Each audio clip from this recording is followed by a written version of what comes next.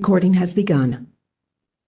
This is the January 28, 2025 regular meeting of the Education, Outreach, and Training Committee of the Sunshine Ordinance Task Force at the City and County of San Francisco. The time is 5:30 p.m. The Sunshine Ordinance Task Force and its committees convene in hybrid meetings that allow for either in-person attendance or remote participation. Public comment will be taken on each item of the agenda. Meeting quorum. Any member of the Sunshine Ordinance Task Force or its committees may call for a decorum due to the disorderly conduct of meeting participants. Members who engage in threatening and/or menacing behavior may be asked to leave. Chair Pilpel, that completes my announcements.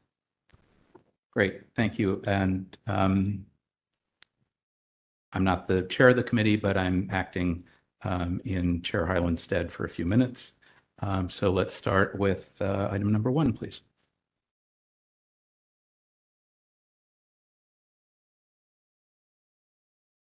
Item number 1, call to order, roll call, and agenda changes.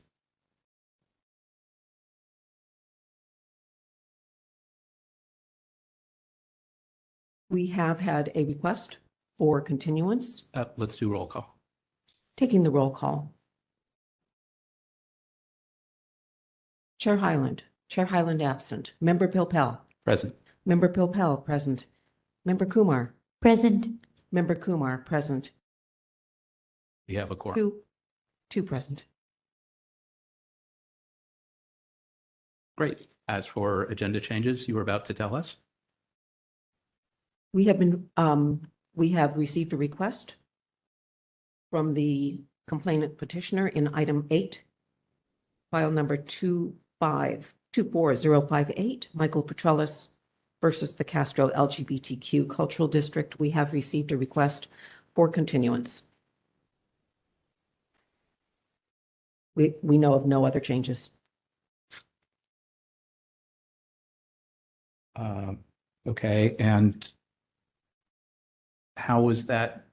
Sorry, was that request concurred by both sides? The request was received less than 5 days before the meeting, so it will require a vote of the members present when we get to that item. And I'm sorry, did you say it came from one side or both sides? It was requested by the complainant. How was it passed on to the district, and did they have a thought on the matter? It was passed on to Chair Hyland. The district was informed, but it was fewer than 5 days, so there was no request to them for their concurrence. Got it. Okay. I'm thinking, why don't we take that up when we get to item 8? I was just going to get to that. Yeah, thank you. Okay. Got it.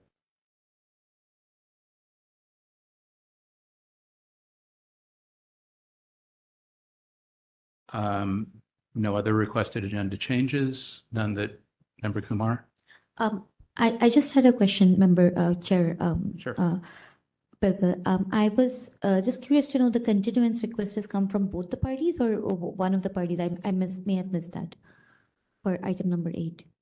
It sounds like it came from one of the parties, from the complainant, but it was less than 5 days, so the committee needs to act to deal with the matter. And what I suggested is that we'll take it up when we get to item 8. Okay, thank you so much. And discuss further at that point. Why don't we open it up for public comment on item 1, if there is any? There are no individuals in the room. If you are in the online community and you do wish to make public comment on item 1, please raise your hand in the app or press *3. I'll give you just a moment. Member Pilpel, we have one hand raised. Let's do that. Chair Pilpel. This is Jen Reck, and I'm the executive co-chair of the advisory board of the Castro LGBTQ Cultural District. And I just wanted to let y'all know that I'm in attendance. Thank you very much. Thank you. Great. We'll talk to you later.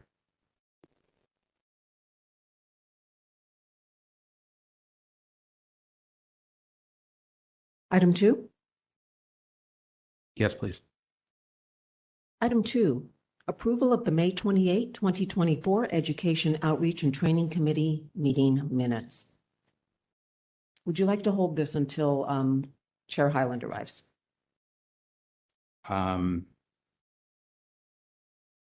Well, I'd rather just introduce it now if we could. All right. So I didn't go through the minutes in great detail because I have not been able to do that, but I did notice some things and I wanted to call those out, and perhaps we can act on those if there isn't controversy, and if there is, we can find another way to deal with that. So starting on page 1 of the minutes at the top, the members should also include Member Kumar. The order of the votes normally follows the format of the member who moved, the member who seconded, and then the third member. So throughout, I reordered the sequence and the voting. Sure.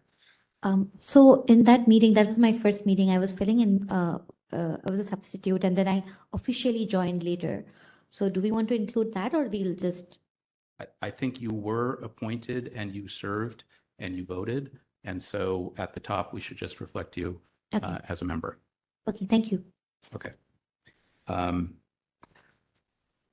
the bottom of page 1 and on page 2, I inserted chief before medical examiner. It's the office of the chief medical examiner. There's a duplication in the action about finding a violation. There are references throughout to complainant, and I think we've been pretty consistent that we're referring to petitioners and respondents.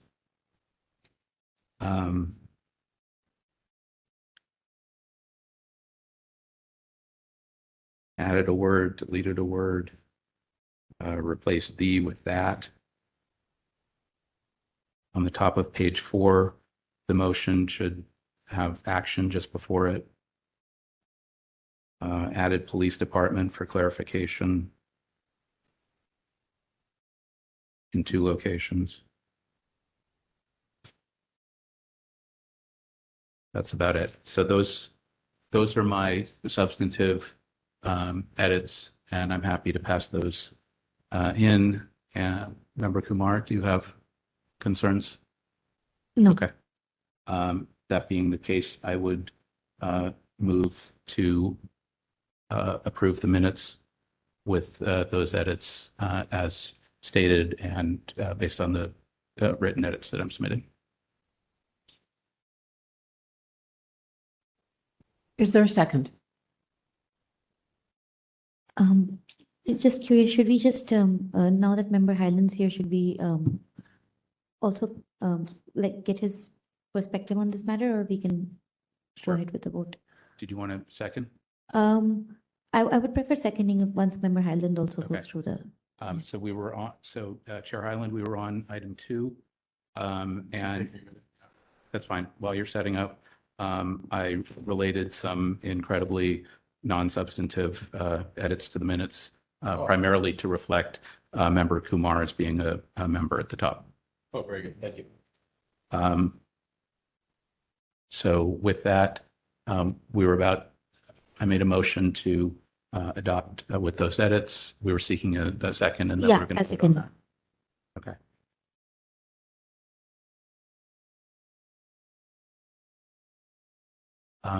And Member Highland is noted present at 5:40.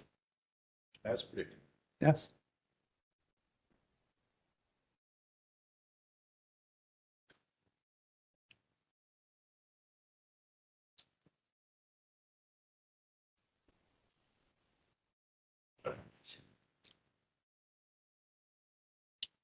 Pat, if you can let us know when you're ready for public comment. Just a moment, please. Okay.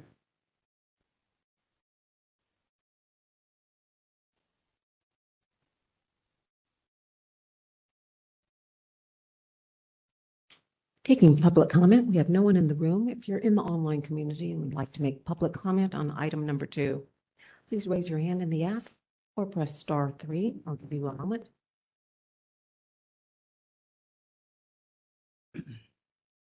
We have no hands raised. Great. With that, public comment is closed on the motion.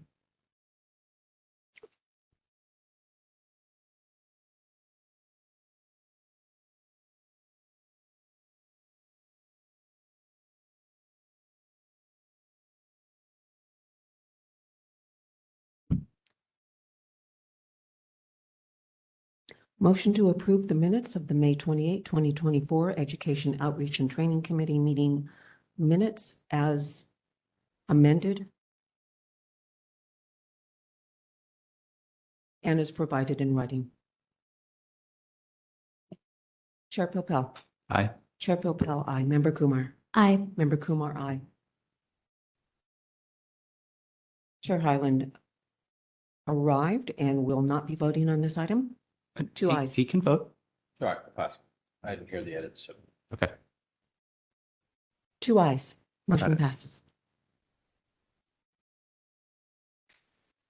Okay. Are you ready to take over, or shall I I've got continue it. with item 3? You got it? I've got it, yeah. Okay. All Passing right. it over to Chair Hyland. Next item, please. Item 3, public comment.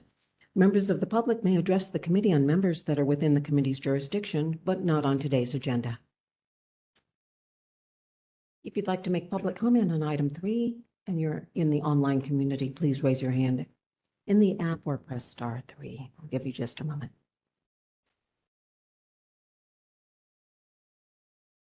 Chair Hyland, no hands raised, no one in the room. Okay, general public comment is now closed.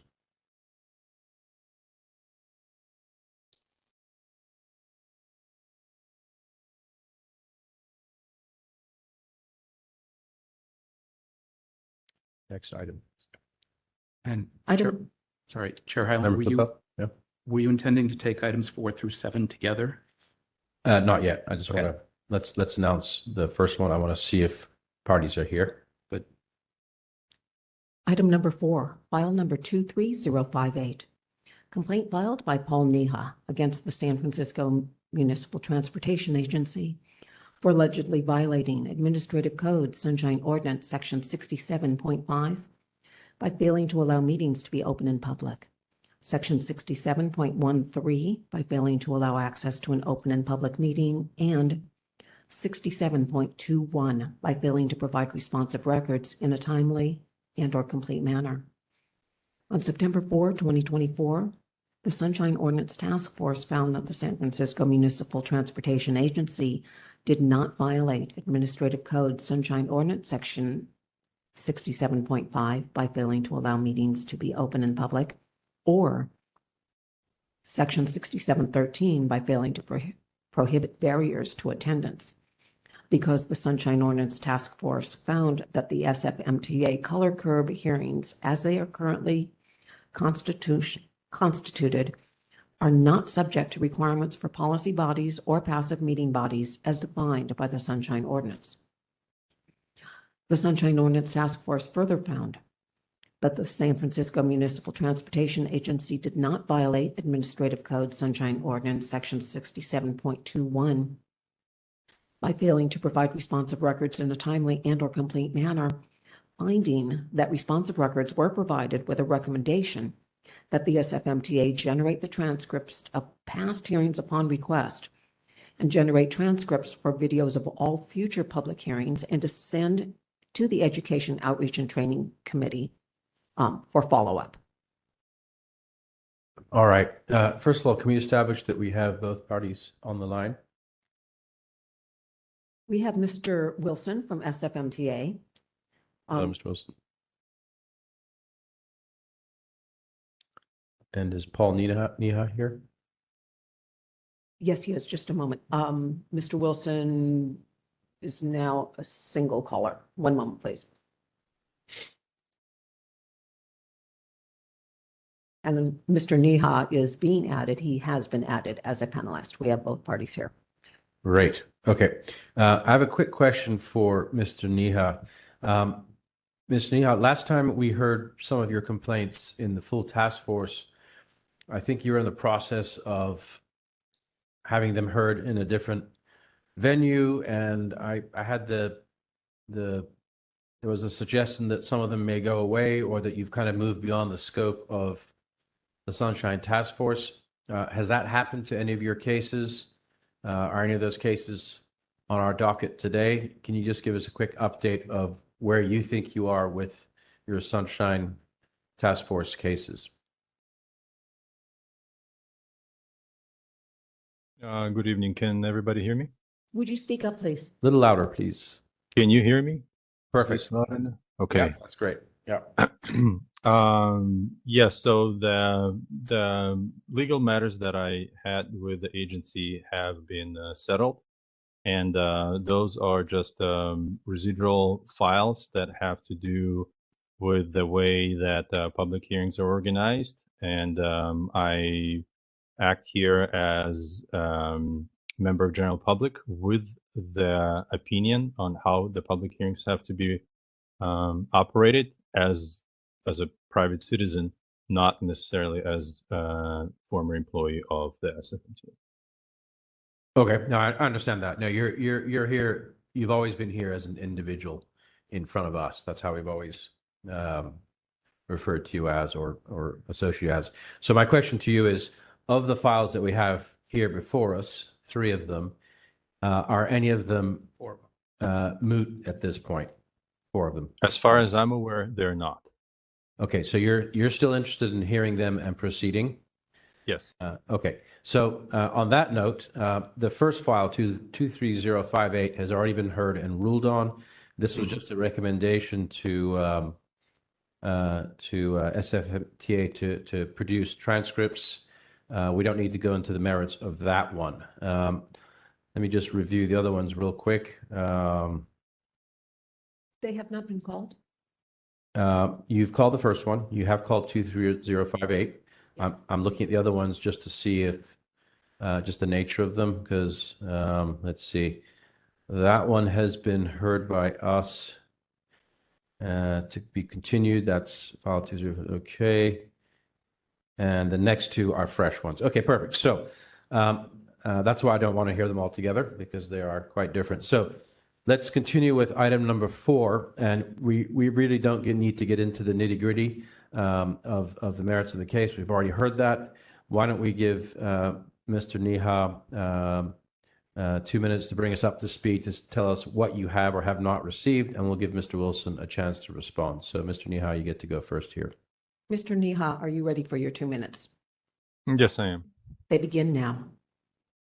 Okay, this specific complaint was regarding, this was a complaint about how the public hearing was ran, and this was also a complaint about the fact that the transcript has not been disclosed. So the transcript has not been provided, and nothing really changed as far as the manner in which the public hearings are operated. They still continue to discriminate people based on the opinion that they have to say. They allow unlimited time to anybody who is supportive of items, and they turn off the microphones to anybody who either speaks against the item or just simply reads the item for the record for those people, for those who do not have the benefit of the agenda in front of them and can only rely on hearing about what is going on.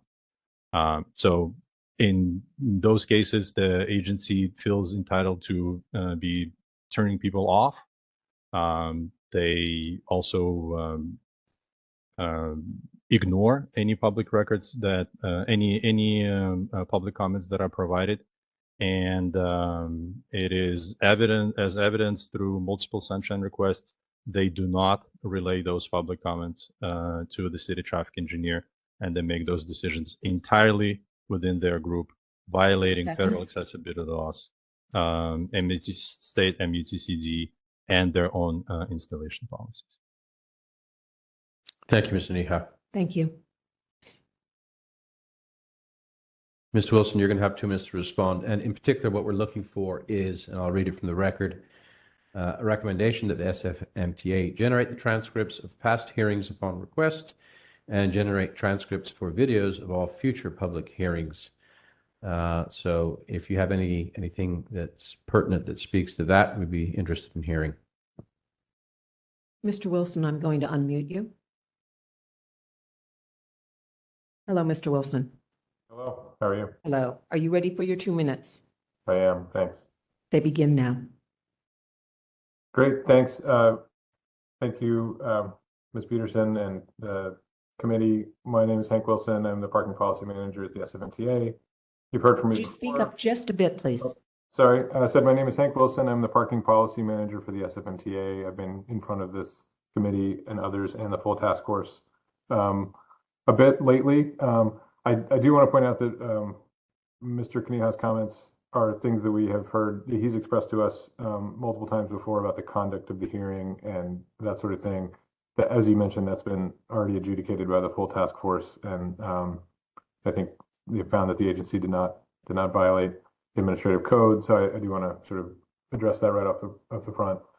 I will point out that item number 4, 23058 is based on a public records request for the resume and basically the employee file for Hakam Ibrahim, who is one of our one of the people who hosts the public hearings. He's the hearing officer. I don't know how that one turned into a discussion about the transcripts, but I will also point out that items 4, because there's this discussion of transcripts, and 5 and 6 and 7 are all based around the production of a transcript from a color curve hearing. So I would respectfully suggest that we could actually discuss them all at the same time because they're all about the same issue.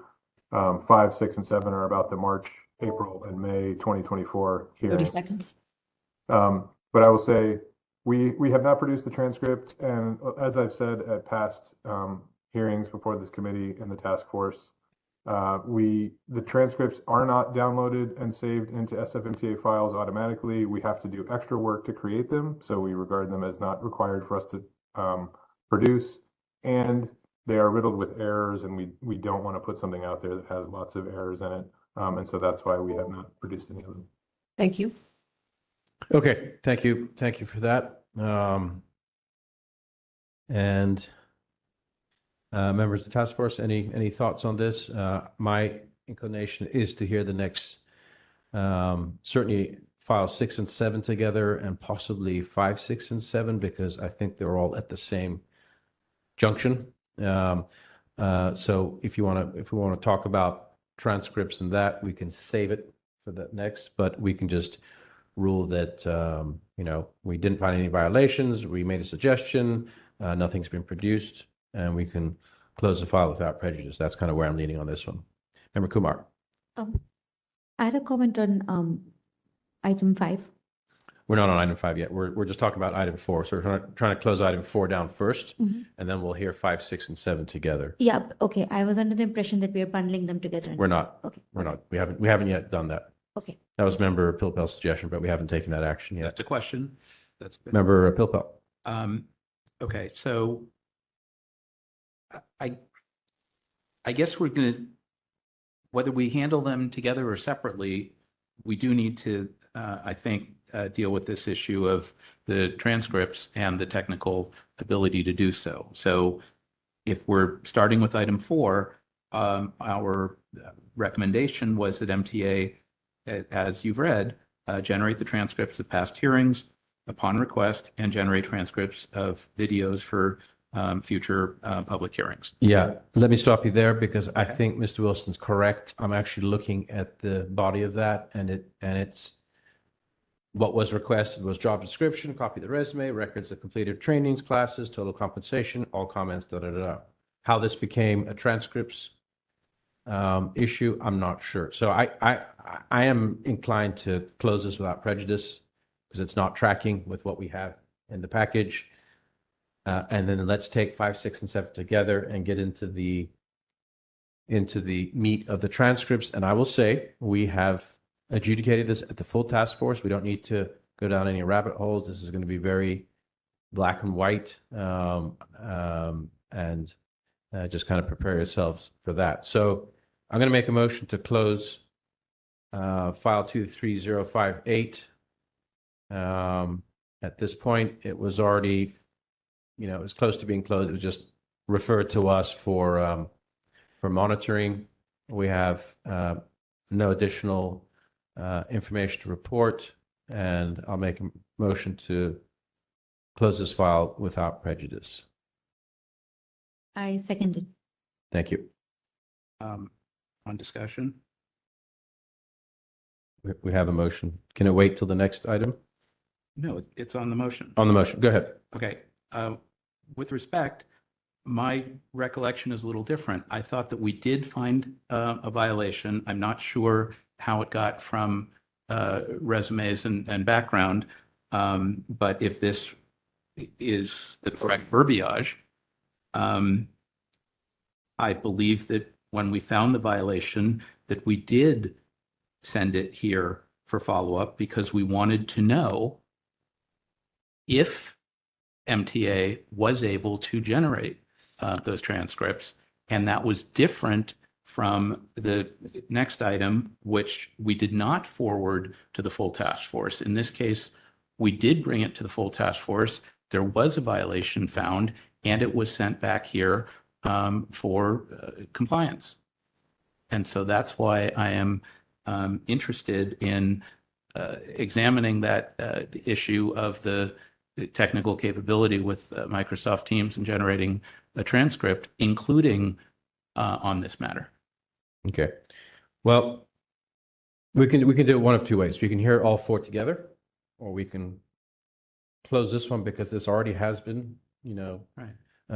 gone through the full task force with finding of no violations and just a suggestion from us. I mean, this is just really a courtesy that we're hearing this, and then get into it in item 5. And item 5, I see. So item 5 came before us, but we continued it because we wanted more from Mr. Wilson. I think that's the time to go into that. But unfortunately, I have to agree. I don't think the suggestion of generating that last sentence, I don't think belongs on 23058 from what I see in the package. It should not be there. It talks about transcripts, right? It's not that, so unless we went back and look at the full package. Can someone go to the minutes from our September meeting? No, I don't want to do that. We're gonna tackle the meat of it. Understood. I'm just looking at the package. In the package, it's we've got the original complaint, letters back and forth, and then items 1 through 6 listed, none of which refers to the transcript. Mr. Nihal, would you agree with that in this particular case? This was about the resume and the job qualifications and the salary range and all that. That's what we're seeing here in front of us. I believe that the actual complaint was about the hearing itself and the transcript, and that resume and all of that stuff got bundled into it by error. It wasn't the other way around. It started as the hearing and transcript matter, and the other part just got bundled in by an error. Interesting. Okay. All right. Okay. Hold on one second. Let's sort this out. That's we've had a lot of items from you in front of us, and I'm not surprised they've been convoluted. So let's try and parse this out. So remember, Ms. Peters, did you have anything to add? It looked like you wanted to add something. No? Checking on the packet. Last time around? Okay. Yeah, it's been some time since.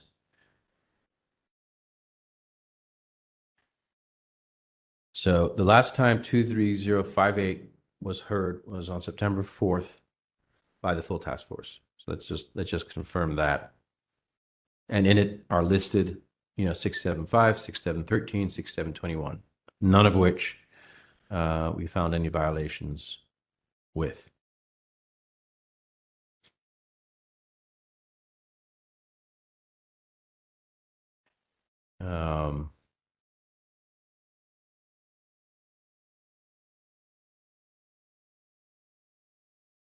Chair Hyland? Member Pilpel. So yeah, I'm not interested in discussing resumes or the conduct of the hearings. I am interested in the issue of the transcripts. Microsoft Teams video and transcript files. Right. Right. That's the heart of the matter. I agree. Okay. So I was going to follow up with Mr. Wilson, who just related to us, I believe, two things. One, that MTA believes that generating the transcript is not automatic, requires additional work, and they are disinclined, for lack of a better term, to do so. And secondly, that MTA was concerned that the transcript that's generated has errors because it is somehow translating speech to text and is confusing and doesn't, in their view, do much good. Right. And so I think that is very pertinent to the next item. I mean, we can hear it here because there is mention of the transcripts, Right. and then we can just move very quickly through 5, 6, and 7. That's fine. You want to do that? Okay. So we're gonna Member Kumar has. we're gonna do that. Member Kumar, comment.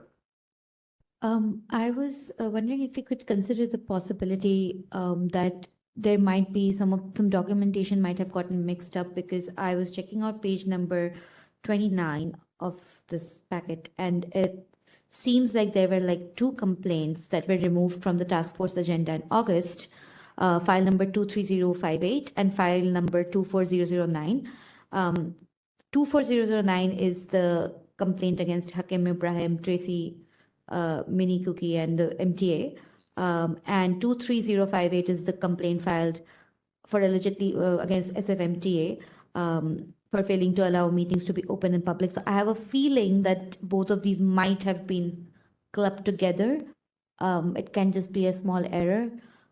Just wanted to consider that possibility. I think you're probably on the right track. So it sounds like originally 23058 was about those 3 items: 675, 6713, 6721, right? Mm-hmm. In which case, that's what's been heard by the full task force. That's been adjudicated, so to speak, and that's what's in front of us. So let's handle that, and in that we can talk once again about Microsoft Teams and the transcripts. So the maker of the motion rescinds his motion. Does a second, or withdraws his motion? It's withdraw. Yeah, withdraws his motion. Does a second withdraw? Yes, I second that. Okay, good. So the matter is again before us.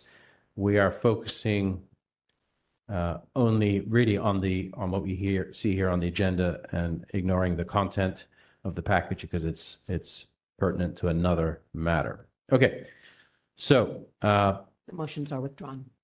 thank you. So Mr. Wilson, if you could, as you already did, but if you could one more time, just summarize SFMTA's policy with Microsoft Teams with reference to videos and transcripts. Is there a time? Sure. Question. No time. Sorry, should I go ahead? Yes, please go ahead. Okay, great. Yeah, thank you. I think, and I do want to assure this committee that we did go back, talk internally, talk with IT as a result of the rulings from the full task force and other committees. And I think, the issue, as I've been able to understand it, is that, again, a transcript is not automatically created. It's not something that Teams does automatically. We are, hitting the button that creates a video recording. So a written transcript's not automatically created.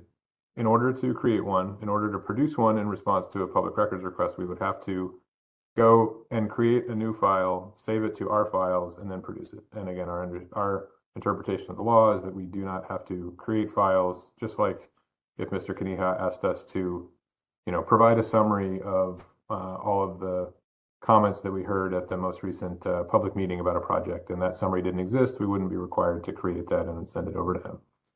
The other issue is that Teams itself, what I understand is that it doesn't have sort of a special transcript creation tool when Teams creates a transcript, it's simply using software that's generally available on the market to listen to the audio and then create a written transcript. And that's why there are so many errors in it, because it's just a program that's listening to audio, and sometimes audio is garbled, or sometimes it hears a word incorrectly or multiple words incorrectly.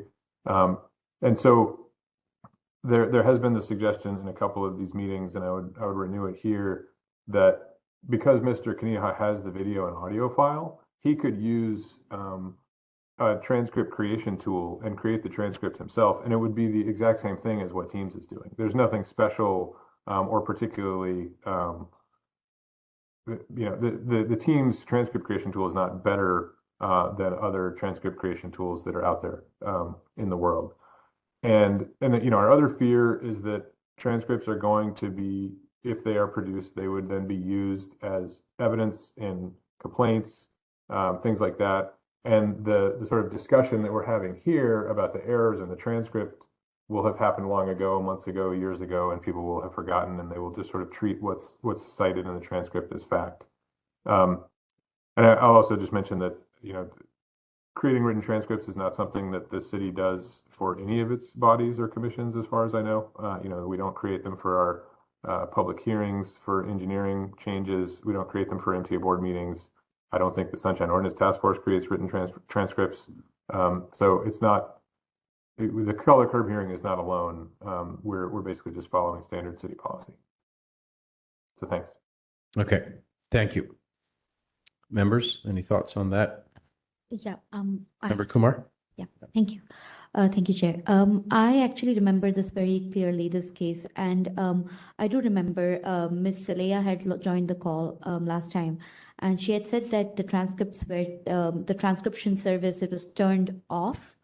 And at that time, we did want to know why it was turned off. And we did get a reason right now, but at that time, we did want to hear from someone in the IT department on when this decision was taken and why it was turned off. So I think we should get clarity on those two things from the IT department. Okay, Mr. Wilson, did you hear that question about the decision to have the transcription function running or not running? Is that the question, Member Kumar? Yes, we need to. Yeah, my question is that, we did request for someone from the IT department to tell us when and why it was turned off. If you can give me clarity on when and why it was turned off, that would really, that's something I want to know for this particular case. Sure. And I think maybe one thing to clarify is that the transcription function wasn't turned off. Every Teams meeting, and I'm no IT expert. I will mention that we do have someone from SFMTA IT here. She's here for item number 5, which my understanding is we're still talking about item number 4 right now. But per the request from the task force, we did invite Heather Corzilius from our IT department. But each Teams meeting, my understanding and the way it works when I use Teams and my team uses Teams is that each Teams meeting is its own entity, and you can choose whether you want to do a video recording or a written transcription or not at all. Of course, the vast majority of Teams meetings that I'm on, there's no recording, there's no transcription. We're having a meeting for 30 minutes. We talk about what we want to talk about, then we're done. So it's up to the person who's hosting the meeting at the beginning of each meeting or somewhere along the line during the meeting to choose to turn the recording on. And then when you do that, people who are in the meeting will get a message saying this meeting is being recorded, so that, if they don't want themselves to be recorded, they can get off the meeting, or they can object and say, I'd actually like you to turn off the recording. And we've always had as long as I've been involved in the Color Curb program, we've had a tradition of doing a video recording, but we've never done a written transcription. And the reason, as I've said, a few times now, is because the written transcription has errors in it. The video recording is a exact video recording of the proceedings, and people can use it and make their own transcriptions if they need to. Thank you, Mr. Wilson. So the video recording is in sf.gov, is that where it is, or Granicus? No, I wish that we were that technologically advanced. We just save the video recording in our files, and each month, each hearing has its own file with the agenda and the names of the folks who attended and the video recording. And Goes on the website. no, it's saved in our files. The things Keep it that are internally. posted, the things that are posted on the website are the notes from the hearing, the feedback that we got. So we get feedback during the hearing. Staff Right. takes notes as we're going, and then we put one or two sentences after every item in the hearing that got comments. Of course, lots of items on the hearing. No one says anything. No one comments. So we note that there were no comments. So we put Okay. either no comments or what the comments were, and then later we post the directive that says. Okay. Here's- And here's Mr. what Wilson, we're you doing. mentioned in an earlier comment that you said Mr. Kaniha does have these recordings and therefore can make his own transcript. Can you? Yes, we've been clarify? producing the video recording every time he asks for it. Very good. Okay. Thank you. Member Pilpel. Okay, so as to the summary of the hearing, if you go to page 15 of the packet, this is an example on this specific date. This is the directive order that flows from the hearing, and it's based on the notice / agenda for the hearing. So you see item 1, 1A, 1B, and then a description removing passenger loading zone, blah, blah, blah, public comments. So this is the summary that staff puts together of the public comments made during the hearing or related to the particular proposal, and then the decision, in this case, approved by the city traffic engineer for implementation, blah, blah, blah. So that's how my understanding, and this has been consistent with their practice, to inventory and note the comments and the action. As to the video and the transcript, I would agree that the video or audio of a meeting or a hearing is evidence for whatever purpose of the of what was said or done during the hearing. And we've got a later item that relates to a transcript or a video of a hearing tonight. But as to the transcript, and I would just describe it as the garbledness of it. My experience is that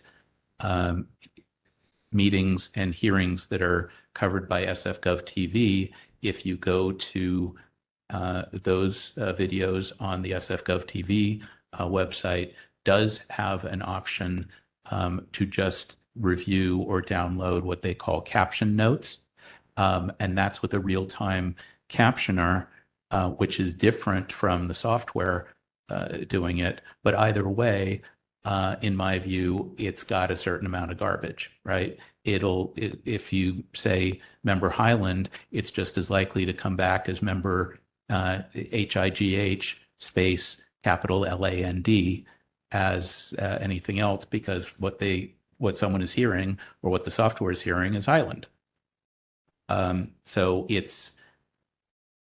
I would agree that it's not great in terms of useful value. However, if there is a request for it, and if it's something that is easily generated by the department under the applicable code section, which I can pull up if you need it, I think that's the request. And if the department wants to put at the top or in transmitting the transcript that it is computer generated or it may contain multiple errors and should not be relied on for other than what it is, period, that's fine with me. And I have no problem with, that caveat or disclaimer. But if a member of the public who's clearly interested in receiving a transcript of the hearing, if the department can easily generate it through software that they already have or have a license to, I think they should. And so that's what I thought we were exploring tonight on this and perhaps the next few matters. And again, I'm not saying anything about the conduct of the hearing officer, the substance of the proposals, any of that. That's not the issue. It's the functionality of Microsoft Teams and how someone with or without the ability to run a video through other software can get that from the city if the city is able to do that easily. Does that make sense? Yes, thank you, Okay. Member Pipel. Member Kumar? Yes, Chair. I was wondering if it's possible to get comments from the IT department on this item, because item number 4, 5 are both dealing with transcript generation from videos. So it's pretty much the same technical issue. So if you can get it in comment. Yes, and Mr. Wilson, before you ask your colleague to join us, I just want to point out again to the members of the body here, keep in mind that we found that they are not a policy body or passive meeting body as defined by the Sunshine Ordinance. So we can't compel anything. We can suggest, and that's all we've done so far, right? But since we're getting into the meat of this, Mr. Wilson, is your IT person available to answer a few questions for us on this? I think so. Yes, I'm probably not allowed to ask questions. I would say that the fact that you can download the closed caption notes is news to me. I'm looking at sfgov.org, sfgovtv.org, and I'm not able to do so. But Is this person a panelist, Ms. Peterson? Her name is Heather. Heather, hi Heather. Yes, one moment, please. Hold on a second. We're going to turn on your mic. Heather, would you pronounce your last name for me? Sure, it's Corzelius. Thank you. Ms. Corzelius is a panelist. Great. So, Ms. Corzelius, I don't know how much you've heard of the discussion so far, but we're trying to get to the nitty-gritty of Microsoft Teams, and I use it in my daily work. I've never actually known it's either auto-generating or not auto-generating a transcript. But if you could, and get as technical as you need to, but if you can explain, if let's say you needed that transcript of a meeting a week ago, what would you have to do? What function? What effort would it take for you to call up that transcript, regardless of how accurate it may or may not be? Is it just as simple as calling up the video file? Or So for the people who attend the meeting, they can download the recording afterward. It's posted. For the organizer, they could go to the meeting recording where it will be stored in their OneDrive, open it, and then download a transcript. only So the meeting organizer can do that. if there are multiple organizers, any of the organizers can do it, or Got you. Okay. for IT, we would have to find the person who was the organizer, go to their OneDrive, and then we could do it with administrative rights, but not Gotcha. everyone. And the second question is, when they hit that button to retrieve the transcript, is it instantaneous? Does it transcribe what was on the video and then produce that record, or was that record already produced and sitting in storage in a file somewhere? And the times that I've done it, I'd have to look it up specifically, but it looks like it's going through and generating it. I think if you turned on transcription, which is sometimes done if there's someone who's deaf in a meeting, it can have the transcription at the top throughout the meeting. In real time. But I think, that's the only time that it's generating it in real time. Okay. Member Pilpel. So I think, and I appreciate your participation. Thank you. I think part of where we're at here is trying to understand the difference between turning this function on during a meeting and having the staff save both the video or audio file and the transcript file after the meeting as part of ending the event versus going back if the functionality exists to go back on a video or audio file and generate a transcript when one was not selected before or during the event. Can you shed any light on that?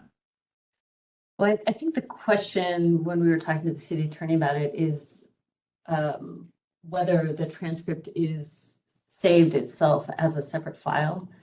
And in either case, I don't think that it is. It's part of the meeting file, but you would still have to open up the meeting and then download the transcript in order to produce it. So someone with permissions to that meeting would have to go in and do the extra step of downloading a transcript. Let me ask this question, Heather. Do you support any other meeting bodies that are meeting bodies that use Microsoft Teams, for government meetings? And if so, outside of the MTA? Yeah, as part of the fuller meetings of the full SFMTA or the subcommittees, right, which are policy bodies, what are they using? Are they using Microsoft Teams? So MTA board is using, let me pull it up. They're either using WebEx or Zoom. Right. And if someone can tell me, sfgov.tv and Granicus, is that yet again a third thing? Like what? I know a lot of the bodies. I think so. Right. That's a different piece of software than Zoom, and that's different than Microsoft Teams, and it's different than WebEx, right? In some cases, they're integrated and layered, but not in all cases. Right. Heather, if you could answer that question, rather than our non-IT members. I'm sorry, can you repeat the? The question is this. So what else does SFMTA use to record its video for its meetings, its full task force or the full meetings or subcommittees, which are policy bodies, right? You're using, you mentioned WebEx, you're using Zoom. Are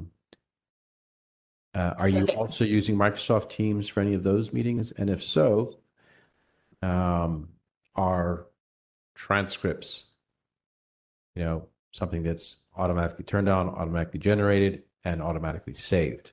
Do you see where I'm going with this? Yeah.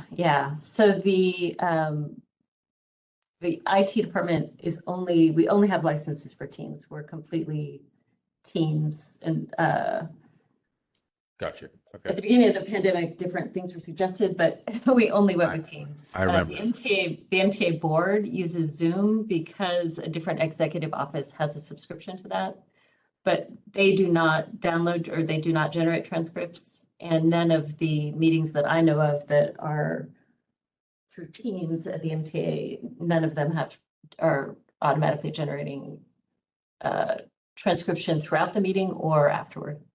Okay, so you're using Microsoft Teams for regular SFMTA meetings, right? Yes. Have you had requests for transcripts from those meetings? And if so, how have you handled those? In the 4 or 5 years that I've been dealing with Sunshine requests, this request from Paul was the first one. Okay, and it's a little bit tricky because it's pertinent to the colored curbs, which we have found don't fall under our purview. But I'm trying to play devil's advocate here. Let's say the SFMTA, I mean, you almost have to come out and make a policy and say we don't want to put this product forward because it's not we doubt the integrity of it. We don't want it to become a written record. We don't want it to have to be sunshine for it. And you almost have to state that as a policy statement, right? And our question is, can you and should you do that? That's the real question here. The fact that it's about color curve is pertinent to this case, but this is an overall SFMTA Microsoft Teams policy question. And from what I understand, when you've talked to the DCA about this, discussion was around whether an extra step had to be created to create that transcript, which neatly dodges the requirement. And I understand that argument too. I do understand that, but this is a bigger question that I think SFMTA needs to address and flesh out in its policies so you don't get into trouble in the future, right? And that's what we're trying to help you with at this point. We're not trying to slap your hands. We're just trying to illuminate, where Sunshine stands on this. Yes, actually, I agree with you. We do need to come up with a policy for this. Okay, thank you. Member Kumar. So my question is, does it transcription automatically, before all this happened, did it automatically turn off when somebody who didn't have the domain name joined the meeting, like external colleagues joined the meeting? No, it's something that's an option on meetings, but an organizer would need to, both recording and transcription, the organizer would need to start it. So by default, it would not be on. Okay, so someone at that level with that permission would be able to enable it or not. Right. See, right. Okay. So, Member Pilpel. yeah, so a few things. I have participated in more than my share of MTA meetings and hearings. I think I've only participated in one or two color curb hearings, but I have participated in many of the Friday engineering hearings, which are conducted similarly, as well as the MTA CAC, probably the Bond Oversight Committee, other things at MTA. So I'm not yet ready to draw a broad stroke, because I think it does vary by body and staffing and settings. And I think it's important to note that even the most well-intended, zealous person trying to do the right thing can get hung up in MS Teams with the versions and the settings and the attributes and the permissions. In my experience, it is highly buggy, and it sometimes works in the main, but it may not do exactly what you want, and it may vary by user and by setup and all that. I also wanted to read very quickly from the law, 67.21L, section of the Sunshine Ordinance. Inspection and copying of documentary public information stored in electronic form shall be made available to the person requesting the information in any form requested, which is available to or easily generated by the department, its officers or employees, including disc tape, printout, or monitor, at a charge no greater than the cost of the media on which it is duplicated. It goes on about some other things, but that's the point about any form which is easily generated by the department. And I think part of this turns on how easy is it to generate. I may be willing on this and the other matters to say, let's let bygones be bygones. And if it's too hard to go back and reconstruct or generate a transcript from past meetings because of software limitations and staffing or whatnot, if that is not easily generated, then I may be willing to forego that, so long as the department ensures that settings are set and provisions are made going forward to generate a transcript, however buggy it is, with whatever disclaimer needs to be included for all of these hearings going forward, because it sounds like there's a person who's making a standing request for them. And if that can be easily generated by the department simply by, making two changes to the settings and saving an additional file and making that available after the hearing, then with that fix. But I don't know if that's doable. So I would ask Mr. Wilson and Ms. Kazulias, if you could comment on how easy it is to either go back and do it, or going forward to make that setting and make that provision as Mr. Niaz requested. Thank you, Member Pilpel. And before you answer that, Member Pilpel, you are referring to those meetings in which the Sunshine Law does apply, not specifically this case and the color curve. This is a general sort of Right. MS Teams policy. I'm not suggesting that we have jurisdiction over the conduct of the hearing, Right. but we do as relates to public records that are generated Okay, so in the this course of the hearing. this is a more general SFMTA Microsoft Teams policy position. Yeah. Okay. In that vein, would either of you, maybe Heather, give us a technical version, and then Mr. Wilson, if you have anything you want to add to that. And then Mr. Kaniha, I promise I'll give you some time afterwards, since it's been quite one-sided. But I think we're making some progress here. So, Heather, would you like to tackle that first? I can rephrase the question if you like. Yes, I think it went a couple of places. So yes, if you could rephrase. Sure. So for regular SFMTA meetings that use Microsoft Teams, how easy is it to generate a transcript? The day after, a week after, 4 weeks after, if you want to break it down in timelines, if there's a difference, if it's always just a question of, I'm kind of answering your question here, but if it's a question of a IT person like you that has the permissions to go in and hit the generate transcript button, is it as simple as that? So you pull up the meeting in streams and generate a transcript. So if it is a request after a meeting, within 90 days, it's not hard to do. If you're asking if by default a transcription should be generated after every meeting, that would be very, very difficult to do. How so? You couldn't just turn on you couldn't turn on the hard of hearing transcript option at the beginning of each meeting. Could that not be a policy going forward? And You're talking about for public meetings? For public meetings that are public policy body meetings that use Microsoft Teams. Yeah. Or for these particular hearings? I mean, Well, let's deal with what's under our purview. I'd rather get that answer first, because So that would be a question for the team that runs those hearings, because that would not be something that we would set as a default on our entire tenant for every meeting that is generated. We would definitely not do that to force that default. okay. Yeah. I mean, let's be clear. My understanding is most of MTA's use of MS Teams is for internal staff meetings. And I don't think anyone is asking for transcripts of those staff meetings. I think what is relevant here is it sounds like a standing request from Mr. Neha for transcripts of these color curb hearings, which are once a month.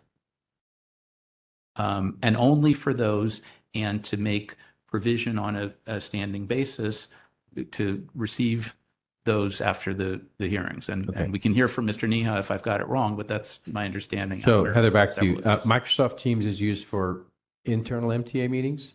Yes. Okay, I didn't catch that. All right. Member Kumar has a question.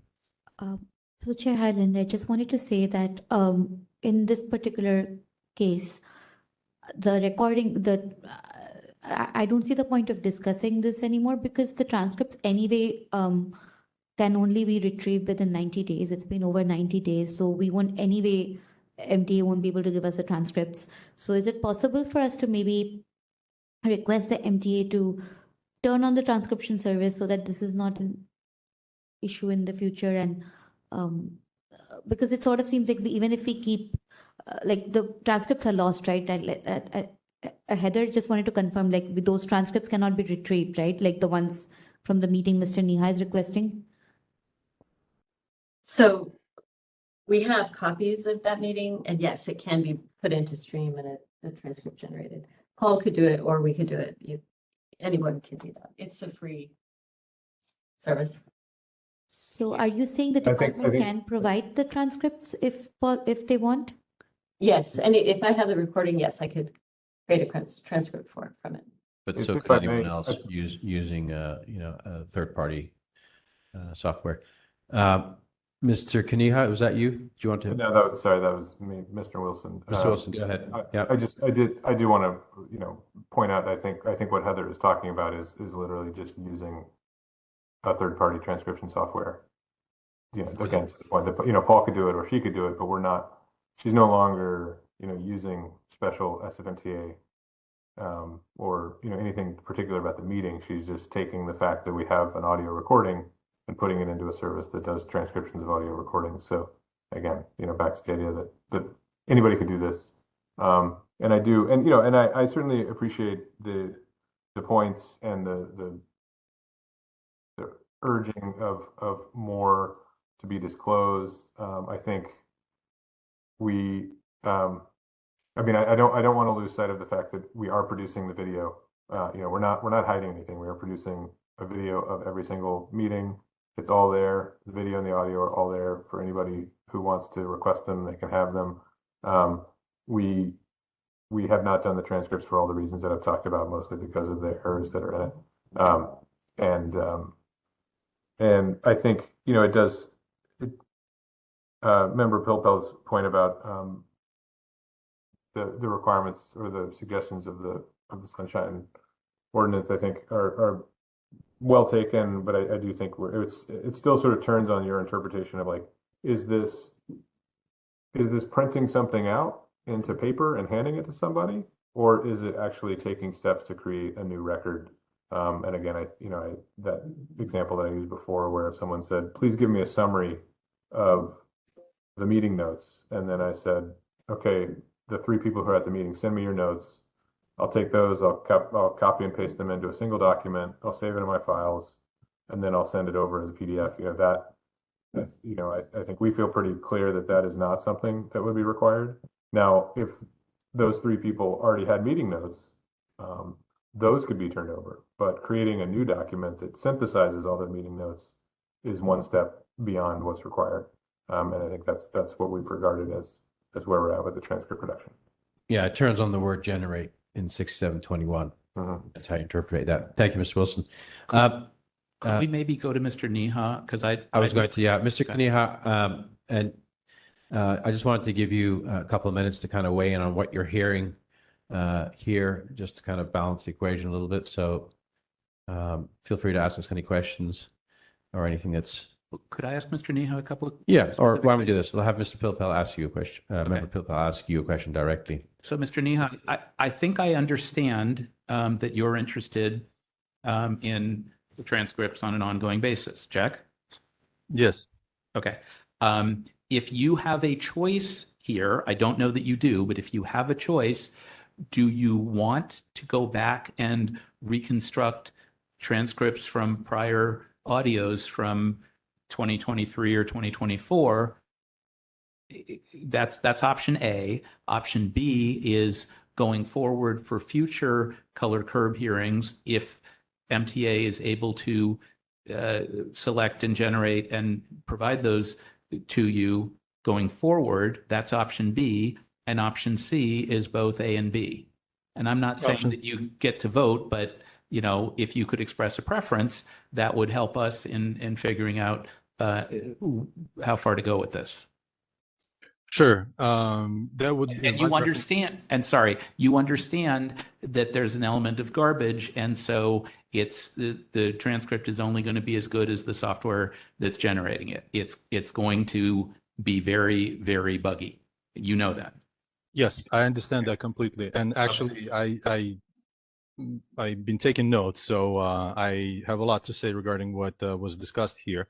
But I do want to answer your question. My preference would be to option C, because it is my position that it is agency responsibility to produce those records, and the records that they have produced, and they had them in their possession, but they failed to provide to me, and then over 90 days they just become no longer accessible.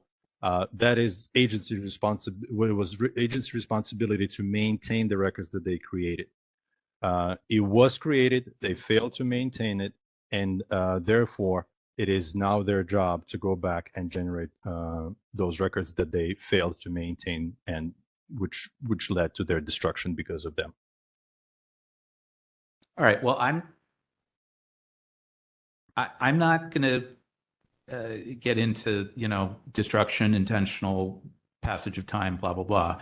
What I want to be clear on is, I can certainly push for option B and going forward, make the settings, make the arrangements. I'm wondering out loud whether it's worth pursuing option A. If you can assure me or us that if we, continue to press MTA and request that they take the time, make the effort to go back to somehow generate transcripts from 2023 or 2024, that you have some intended use for them. I don't care what the use is, but so long as there is an intended use and you're not just, putting them through the effort. Of course. Can you tell us that, in fact, you would use them if you had them?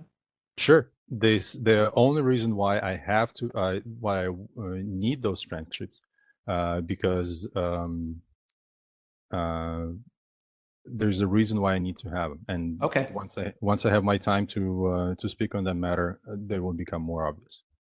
Okay. Did you want to respond to Chair Hyland, and then I'll follow up with the MTA folks again? Thanks. I have nothing. Oh, okay. So then if I could go back to the Hank and Heather team. Well, can I present my side? Yeah, that's what I was asking if you wanted to. Oh, yeah, I do.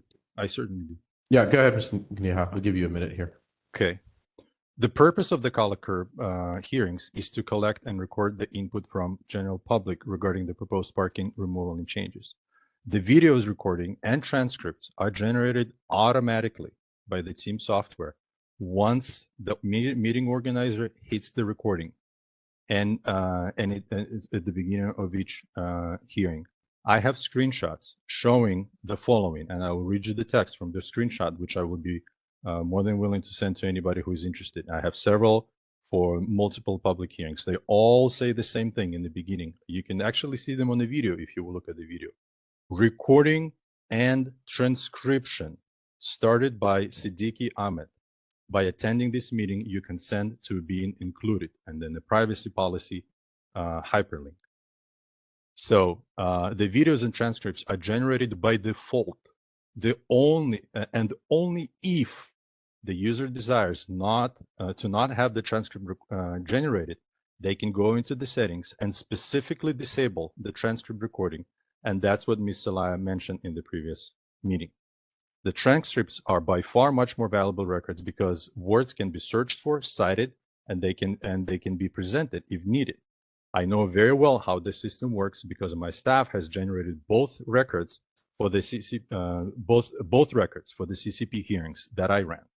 Once you add the recording and transcription, both files are available in Teams meeting chat, and they are backed up on OneDrive or SharePoint, and they can be downloaded from there by simply clicking download, and no other steps are needed. Even after my departure, the agency used to provide transcripts on request. I submitted a sunshine request, and I have received those transcripts, and I used them successfully to document and complain about the agency violation on the federal accessibility laws, state MUTCD, approval criteria for the applicants, discrimination practices, and violation of agency's own installation requirements and rule. As someone who worked with those transcripts, I can tell you that the quality is more than adequate, and it can be easily referenced. If any words are not clear, they can be easily referenced with the actual video and audio. I can also tell you that the transcript provides by far more accurate the information than the summary written by the staff after the hearing. And producing that citable text without the transcription and just using video would be extremely time-consuming and virtually impossible.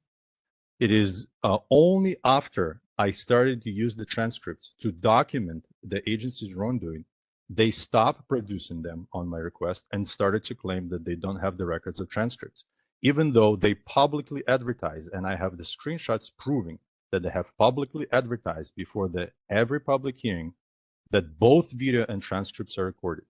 There is no reason for withholding the transcripts other than the agency's desire to conceal what is going on in those public hearings, because they know that it is very hard to work with a video and audio file that is 2 hours long. It is the responsibility of the agency to produce accurate and usable records of its official proceedings and to provide them to general public. Please hold the SFMTA accountable and transparent. The agency claim that the Brown Act doesn't apply to the way they conduct the hearing, but the matter in front of us has nothing to do with that, with the conduct. It has to do with the records, regardless of what. It is a record that the agency has generated. And the transcript file download process is not different in any way than the video file download. That's the end of my statement. Thank you. Thank you, Mr. Kniha. So again, can I go back to, Member Pilpop, yeah, can I go back to the H&H team for a moment? go ahead. Can you walk us through one more time, either one or both of you, on the easily generated question? Is going back to a prior meeting, excuse me, a prior color curb hearing, whether it's less than 90 days, more than 90 days, whenever, and generating a transcript using whatever software you have, is that easily done or not easily done? Number one. And number two, going forward, is making arrangements, doing whatever with the settings and the permissions, and saving a transcript separate from the video file. Is that easily done so as to make a transcript, however buggy it is, available to Mr. Kniha possible? Can you speak to those two issues? Thanks. This is Hank. Thanks for the questions. And I'll let Heather answer about the details. I think I will just say, I mean, I do want to note, and we've talked about this at other hearings on this topic. Mr. Kniha continues to say that we're, turning things off and that we are actually creating the transcripts and then we're deleting it. That's not what's happening. I've gone through this before. I do want to assure all of you that, and I've talked about this before, that for some reason, even when you click on just video recording, in my experience, Teams, the message that pops up for all the participants in that Teams meeting still says recording and transcription. Even though I've seen that myself. So yeah, yes. So that's not the idea. I can understand why Mr. Kniha might think, well, that said recording and transcription, and now you're saying you don't have a transcript, you must have thrown it away. That's not what's happening here. The transcript just never gets created in the first place.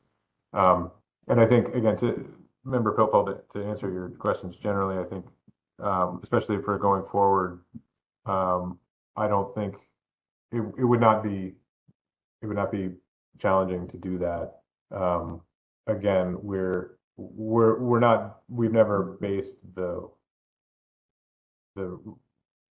non-production of the transcript on the fact that it's hard to do. We've based it on the fact that it requires a little bit of extra work and it's an inaccurate recording that we really don't want to be out there quoted. And I think, Mr. Kniha was pretty open about the fact that the reason that he would want it is to use it in complaints and filings, making accusations about MTA and staff, and it'd be unfortunate if there are errors in those. I mean, he's of course perfectly within his rights to file those, but it would be nice to make sure that we've got the most accurate information. And again, I don't think that the ease of creating something is the issue. And I keep going back to that same example. It's very easy to cut and paste from 3 Microsoft Word documents into one, but we're not required to do it under the law. So then I'll turn it over to Heather to answer the details. Great, thanks. And in particular on past history. So I guess I can start by saying when I was asked to help with the sunshine request for this particular hearing, it did take me a while to figure out who was the organizer, like where to look for it for the recording. I think it might be easier for the hearings team because they would know all that ahead of time. By default, if I host a meeting and the recording is saved for 90 days, but they might be moving them somewhere else, in which case it would still be available. So if the recordings have been saved somewhere, I can easily double click them, open them in Stream, and download a transcript. But I wouldn't, not knowing their process, I wouldn't be able to answer whether we'd be able to get a couple years worth back. Okay, so it sounds like it is doable. Part of the concern is who's the host, and now I'm remembering that there are instances where Eddie Sui was the host or organizer for an engineering hearing, but if he was away and Alvin was running the hearing, it was difficult to figure out who had control of the settings and how to end the event because Alvin didn't necessarily have Eddie's credentials or permissions. Does that all make sense? Yes. Okay. So if you can work with the appropriate teams, not Microsoft teams, but the MTA teams, to sort out who's the organizer for each event, that everybody's properly trained on which functions in the script and the, set this and do that and test the whatever before the thing starts at 10 o'clock, blah, blah, blah. If you can help with that, that would be great. If any transcripts released as a result of all of this, whatever, say very clearly that this is a transcript generated by Microsoft Teams or using software, and, should not be relied on, period, that only the video or audio counts for whatever reason it counts, but, the misspellings and the ums and the uhs and the whatever, it's just going to be buggy. I have no problem with those caveats and disclosures, but it sounds like it is possible, and it's not, and it's not just possible, but the department can easily generate both a past transcript and make provisions for transcripts going forward.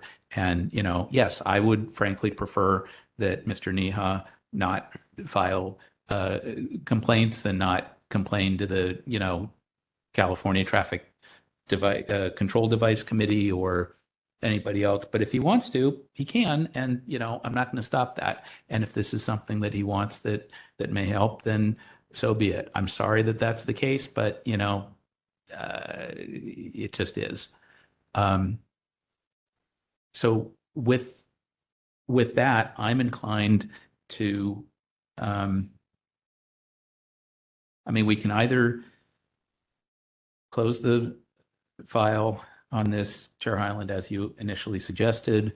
We can make one more request or recommendation. We can make a standing request or recommendation that MTA both, go back for whatever specific dates Mr. Neha wants to identify, but certainly going forward that they should recognize a standing request in this way, which is unusual, but it's not unprecedented, and just make arrangements for the proper settings and the disclosure of the transcript of these color curb hearings with whatever caveat and disclaimer they feel is necessary and appropriate. That's kind of where I am. Okay, thank you, Member Pilpel. I had a quick question for the task force here. Because we've previously ruled on 675 and 6713, which is on the nature of the color curb hearings and not being a policy or passive meeting body, right? Mm-hmm. And that this document, transcript, Mm-hmm.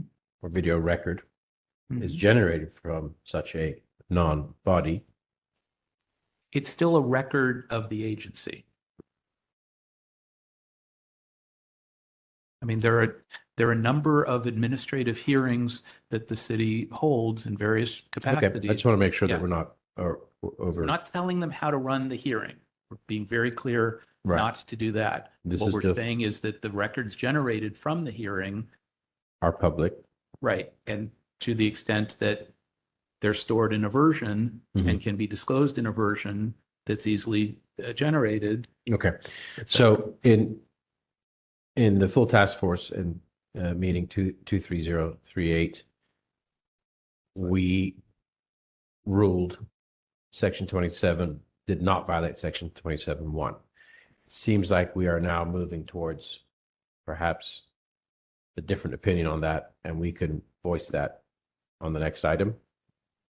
No, I don't think so. I think we're saying that there wasn't a violation of 67.21 in the narrow, but we're making a request that they address, that we not take, more and more time dealing with this. If they can just do it, then essentially just do it. Okay. It's not a finding of a violation on 21, and we're not changing Okay. that. All right. Member Kumar Kumar, had something. did you have a comment? I have a motion. I would like to hear that motion. The motion is that for future proceedings, the SFMTA makes available or tries its best to make available all documents concerned with video and audio meetings, which include a transcript, and to follow the Sunshine Ordinance when it comes to disclosure of materials. And in this particular case, I don't really see a violation. This is my motion, that for future purposes, the MTA just continues to disclosing everything, including transcripts. Okay. I think just for cleanliness, I would love to see that motion in the next item as part of number 5, because this item number 4 has already been heard and ruled on. And I think it'd be cleaner just to close this, go to 5. We don't have to hear much more. We've already had the discussion. We can go right into that motion, which again applies to the same idea. And I have a secondary, not necessarily motion, but a suggestion about the MTA maybe coming back to the EOTC with their policy on Microsoft Teams Functionality. videos and transcripts, and whether that involves some dialogue with the DCA, then they come back with that. I mean, I think it'd be good to have a position on this, so we're not back and forth on this thing. I mean, right now it's just a suggestion. Yep. Because there's item 4 has already been dealt with. So could you hold that motion to the next item? I think it would fit better in there, because that's something that's still in our purview as a UOTC. And we can, we could take that motion and elevate that back to the full task force, right? I think that's probably Or just do it here. I'd rather just do it here. I mean, Yeah. we've heard it. It's come back to us for monitoring. That's what number 4 is. Number 5 is still with us, hasn't gone. And then 6 and 7, I think, are going to follow what we recommend for 5. So on that note, I will make a motion. Or Member Kumar, do you want to? I just wanted to add a point about that you mentioned that we have more discussion around the functionality of Teams and how things are functioning there. So I just wanted to add a point here that for me personally, I feel that there are a lot of permutation combinations, a lot of ways, meetings are recorded or transcripts are made. And I'm open to a conversation around it, but I do feel that the IT department highlighted as many situations as they could. So I don't see the point of, having further discussion on it, because it's going to be an endless document and endless discussion. And I think a lot of the information is freely available on the Microsoft website. So I just wanted to add that point. Okay. So I guess technically you've made the motion. We don't have a second. Or do you want to? Why don't we, Member Kumar, if you can withdraw the motion, and we'll come back to that in item 5. And I think I am persuaded to go back to some version of Chair Hyland's original idea of closing item 4 in some fashion. I'll withdraw my motion. Okay. So you want to, I'll just say I move to close this file without prejudice. That's it. Close file 23058 without prejudice. Okay. I mean, I'm willing to second that at this time. I think, MTA, I'll just add as a comment, not for the motion, that I think MTA understands our concerns and here's the recommendation that if they can go back and generate, that they should try to do that, but we're not incorporating that into the motion to close the file at this time. Okay, we have a motion. We have a second. We get some public comment on. Motion by Chair Hyland, seconded by Member Pilpel to close file 23058 without prejudice. Great. Public comment? We have no one in the room. Anyone in the online community who wishes to make public comment on item 4, file number 23058, please raise your hand in the app or press *3 on your phone. I'll give you a moment.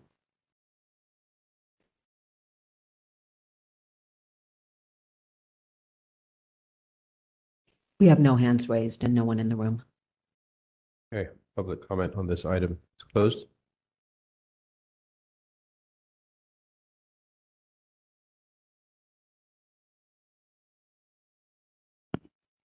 Shall I take the vote? Please. Chair Hyland. Aye. Chair Hyland, aye. Member Pilpel. Aye. Member Pilpel, aye. Member Kumar. Aye. Member Kumar, aye. 3 ayes.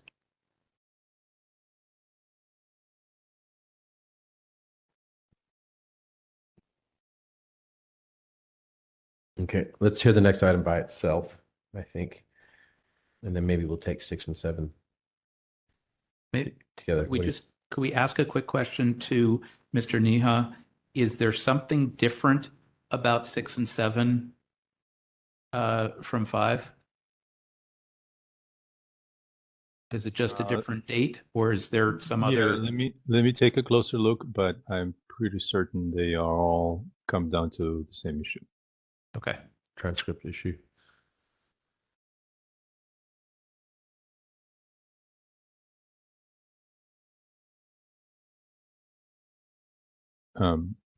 You don't have to wait with me. I suppose you can proceed, and let me just meanwhile double check and confirm.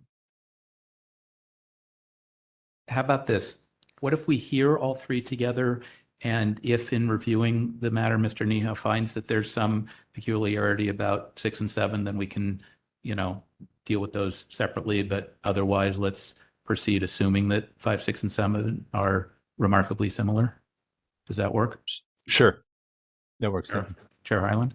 Okay, so Ms. Peterson, if you could call the next 3 items together. Actually, hold on. Is there a way we can? File number 5. Yeah. File number. Yeah, you can, and you don't need to read. Just call them together, and then go to the summary on 528. Does that make sense? So you can read file 20422. Actually, it's the exact same wordage, isn't it? Yeah. So you can call them together and just read complaint file by and then read the summary, and that's fine. You don't have to read the same thing 3 times. You understand what I'm saying? Calling items number 5, 6, and 7. File numbers 24022, 24030, and 24036. Complaint filed by Paul Neha against this. Complaints filed, yes. Complaints filed, plural. Complaints filed by Paul Neha against the Municipal Transportation Agency for allegedly violating the Administrative Code, Sunshine Ordinance, Section 67.25, by failing to respond to an immediate disclosure request in a timely and/or complete manner. And then if you could read the summary underneath that, that should be perfect. On May 28th, 2024, the EOTC, moved by Chair Hyland, seconded by Member Pilpel, moved on file number 24022 to continue the matter to the next meeting of the Education, Outreach, and Training Committee and have Mr. Hank Wilson and a senior member of the IT staff present to respond to questions about the March 29, 2024 Microsoft Teams video and transcript file and to answer questions about the SFMTA's policies regarding the use of Microsoft Teams. Very good. And for those listening to the to our transcript, we've had a healthy discussion about that in the previous matter, and we are probably going to go fairly quickly to motions on this in case that wasn't clear. Okay, the matter is before us.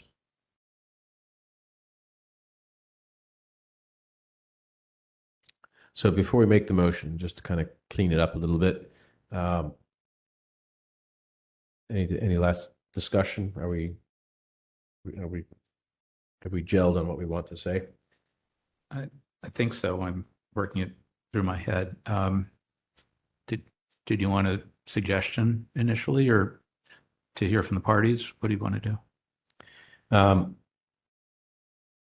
Yeah, let's give both parties just 2 minutes to speak on this based on everything we've had so far, so we can kind of crystallize where we're going to go forward with this. So why don't we start with Mr. Kaniha and then finish with Mr. Wilson and Heather? Let's do it in that order. 2 minutes for both Mr. Wilson and Yes, please. okay. Mr. Neha, are you ready for your 2 minutes? Yes, I am. Yes, I am. Your time begins now. Okay. I appreciate everybody's attention and involvement into this item. I wouldn't be so persistent if I didn't believe this matter important, not just for me, but in general for general public. In absence of the transcripts, unfortunately, I cannot demonstrate you how outrageous those meetings have become and how they no longer serve the function of collecting public input. They are simply held there so it can be a box checked on the procedure. None of the comments get communicated to the city traffic engineer. He is just submitted with the directive that he has to sign. He has no idea what transpires in those public hearings. And those transcripts are extremely important to point out the violations and lies that the agency makes in those meetings on a regular basis.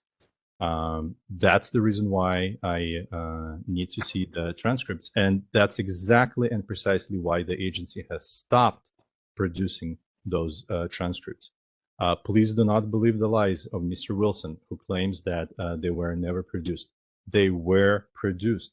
They were brought up, and they were mentioned, and they know very well that those transcripts exist. And the only reason why they're claiming that they cannot provide them is because how useful and powerful they are in holding SFMTA accountable to its own policies and responsibilities to the public. Thank you very much. Thank you. Thank you, Mr. Kaniha. And Mr. Wilson and or Heather, if you want to split your time or one of you talk, that's fine. Mr. Wilson, are you ready? Yes, thank you. Your time begins now. Great, thank you. Hank Wilson, Parking Policy Manager at the SFMTA. Thanks so much for having me. I would just want to reiterate what I said in the previous item. Mr. Kaniha's claims about the color curve hearing, I assure you, are not true. We conduct it with the most integrity. We're there to gather input. We make changes all the time based on the input that we get. We send all the information, all the notes to the city traffic engineer, and the city traffic engineer is fully within his rights to change or reject or approve any of the items Member Pilpel, as he mentioned, is very familiar with the engineering public hearings. I think you probably agree that the color curb hearing and the engineering public hearing are conducted in very similar fashion. The notes that are produced are very similar. The way that we review everything with the city traffic engineer is very similar. We're going by standard operating procedure. And again, as I've noted before, if we were trying to cover something up or hide something, we wouldn't be producing the video. But we are producing, every time Mr. Kaniha asks for it, a full video of the hearing. It's all there. Nothing's being withheld, nothing's being covered up. It's all out there for anyone to see. The reason that we have not been producing transcripts is because it requires extra work and because those written transcripts are filled with 30 errors. seconds. So that's the reason why we don't want to put something out there that we know is filled with errors and will ultimately be confusing for the public or for anybody who reads something that's based on it. And again, I go back to my same analogy. Things that are easy are still not required by the Sunshine Ordinance Task Force. And there's no requirement that we create this transcript. So thanks so much for your time. Thank you. Thank you. Are there any members of the public that want to speak on support of either party? If so, please raise your hands online. Or press *3. We have no hands raised, no one in the room. Okay, great. So let me, Member Kumar? I have a question for Mr. Wilson. Sure. Mr. Wilson, I just wanted to confirm that your department turns off transcripts just for Microsoft Teams, right? Or do you turn it off for other software as well? No. Well, again, I would say we don't turn off the transcripts. We just don't create them in the first place. The written transcripts, again, we produce a video recording to anybody who asks for it. But I think I wouldn't be the expert on that, but Heather did say in the previous item that we are an all Microsoft Teams organization. Every meeting that I conduct is every meeting that I create or that one of my team members creates is on Microsoft Teams. I sometimes get invited to meetings like this one that are on WebEx or Zoom or Google Meet, but in terms of what MTA employees, when they create meetings, they're all on Microsoft Teams. Thank you. I just wanted to confirm that you are in the Microsoft suite. You don't use Google. Thank you. Thank you for confirming that. So just to summarize our position real quick, let's address the item of jurisdiction. Just for the record, let's state where we stand on that. Member Pilpel? I think that'll get wrapped up into the motion. Yes, I believe we have jurisdiction as to the records issue here. Okay, right. So I was going to make 2 points. I think ultimately the motion should reference jurisdiction. I think we should request that going forward, the color curb hearing transcript be generated and provided to Mr. Neha. I think we're all pretty clear that he's making a standing request for that and that can be easily generated. At the same time, I think that MTA should disclose it to Mr. Neha with the appropriate caveat or disclaimer that it's of limited value, however they want to characterize that.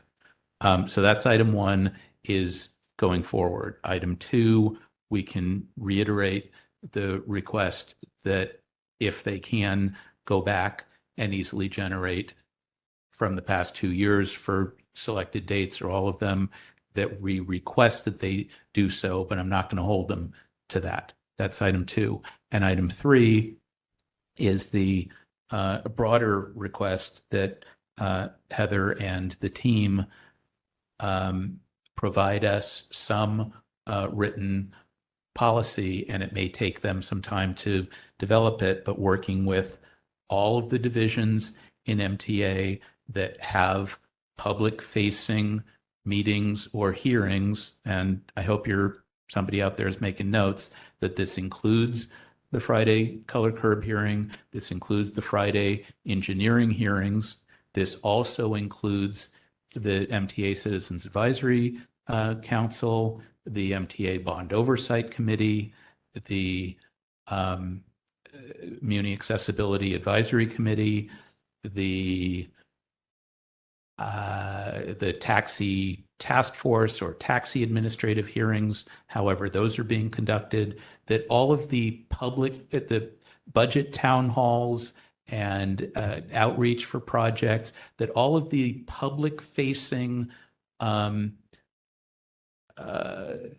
meetings using software platforms that can generate transcripts, that the agency have some policy about what's the default on creating or not creating them, how people can get access to them, et cetera. I am not suggesting at this time that any of these transcripts necessarily be automatically generated for these other bodies, or that video, audio, or transcripts be posted to MTA's website.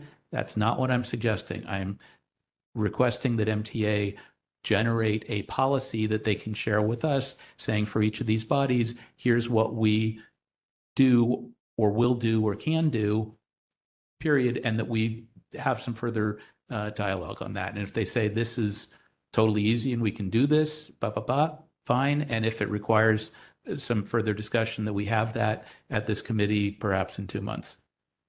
Does that conceptually work for folks? Okay. And sorry, can I also clarify with Hank and Heather, if that makes sense from your particular position, that I'm not asking either one of you to make policy for the rest of the MTA, but I am asking that MTA develop some, policy statement on the functionality throughout. Does that make sense?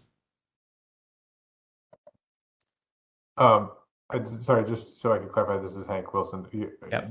You do want us to, I guess, so you're saying, not saying that you need to start creating written transcripts for budget town halls and concurrent hearings and everything, but you need to create a policy as to whether you're going to create written transcripts for all of those public facing meetings. Or how that works. So, yeah. So essentially, if there's a budget town hall in a month or two because there's a, upcoming fiscal problem, as we well know, that if someone wants to say, I spent 2 hours on that thing listening and commenting or waiting or whatever, and I'd like to see what the actual comments were rather than just staff summary, that there might be a way to do that. Does that make sense? That's not in your area, that's not in the streets division, but it's elsewhere within MTA. It's an outreachy thing. It's whoever's handling that these days. Yeah, I certainly, that was going to be my other point, is that I certainly can't speak to all of these other meetings, or I'm not. They're not my meetings. They're not my team. But we can certainly. I know Heather mentioned in the last discussion of the last item that we probably should have a rule around this, a policy. So certainly, I'm happy to bring that back to the folks who would be impacted by that and talk to the city attorney to see if we can figure out a policy and or what we would do. And this isn't like some 10 or 20 page thing. This is like a page or two is the way I envision it. And Mr. Wilson, just to add to that, so we're not finding a violation, but we're making a suggestion, and the suggestion revolves around our interpretation of 6721L, especially. I'll read that again just so it makes sense. Public information stored in electronic form shall be made available to the person requesting the information in any form requested, which is available to or easily generated by the department, period. That really is the crux. It's not about creating a separate document, right, and having to create something that doesn't exist, because it does exist. and it can be generated. That's how we're interpreting that. So we're not at the point of throwing the book at you guys and saying there's a violation. We're suggesting that this is probably something that is available and is easily generated by the department. And let's be clear. This is a section of the ordinance that was last amended 25 years ago In anticipation. Of possible changes in technology, which hadn't occurred at the time. This is post-COVID, when we've now discovered that these various platforms can be used to promote public participation, which is good and may have the side benefit of being able to generate audio and video files and a transcript, however buggy it is. And I suspect if we have this discussion in a few years using AI and whatever else, those transcripts are going to get a hell of a lot better. And that's the other part I was going to say, Mr. Wilson, is those, transcripts have gotten exponentially better and will continue to. So I'm afraid that argument doesn't really hold weight with us. Put the disclaimer, as Member Pilpel said, and release it. Is our suggestion at this point. Now, whether you want to take it back to the DCA and have them produce a paper saying why they think you shouldn't have to, that's fine. But in the meantime, we're asking that you release, hit the transcript button, put the disclaimer on it, release the transcripts from the I want to say it's the March, the May, and there might be one other month in there that's currently before us. Those three, get that going. That would certainly stand you in good light with us. If you then want to, get some more policy clarity from your side, from your team with the DCA's assistance, come back to us. That's fine too. I mean, this is something I think we're going to all have to get through, not just with you, but with other departments as technology evolves.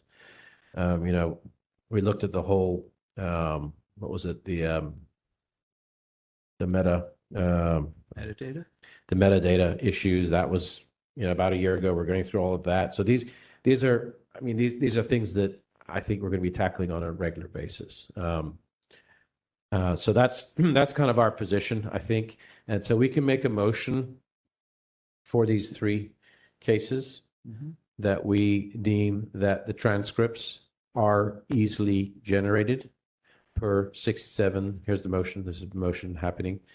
Per 6721L, and to produce these transcripts with whatever caveats you'd like within 5 business days. Is that reasonable? I'm not even sure that we need to. Yeah, I mean, again, it's a suggestion. It's not we're not compelling you. We're suggesting, but it sounds like this is something that could be done in a week's work.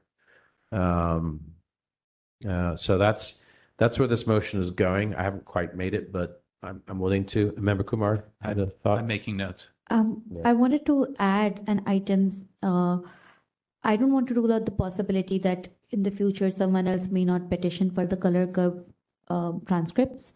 So I just wanted to add a point that the department makes it clear either on their website or through correspondence with anyone else in the future petitioning for transcripts, saying that there was XYZ reason why the transcripts are not available and they will be available henceforth, or something, some communication on those lines, so that future petitioners are aware that this is, because they're not attending these meetings, they don't know it's not there.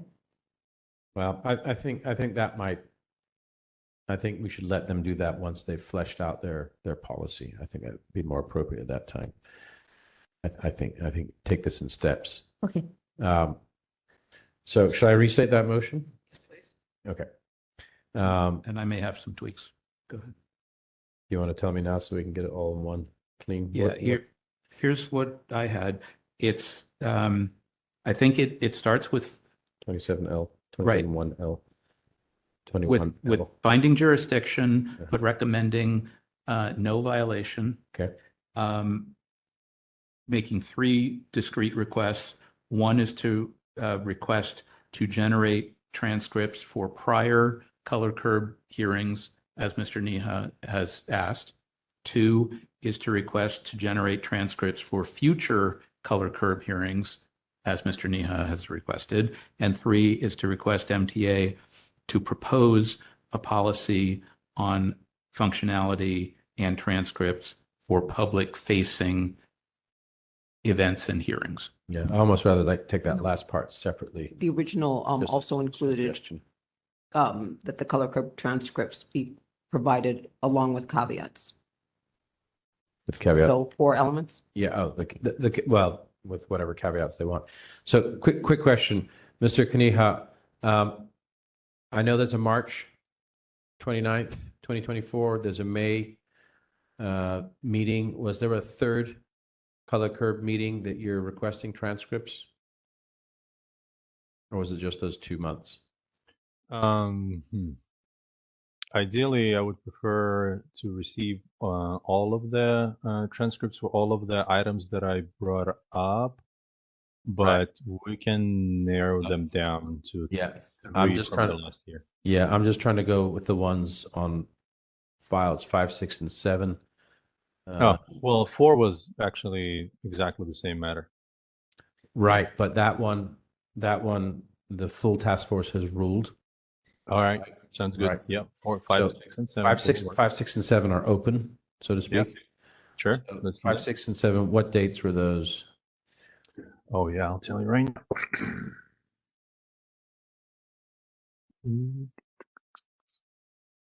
Or we could be non-specific about the dates and just encourage Mr. Neha and MTA March to 29th. sort it out. Yeah, Yeah. we can work it out with the MTA, but it's March 29. March It is- 29. Yeah, That's correct. Of It 24. is- 2024. Yeah. Yeah, it's April 26th of 2024, and it is May 31st of 2024. Okay, great.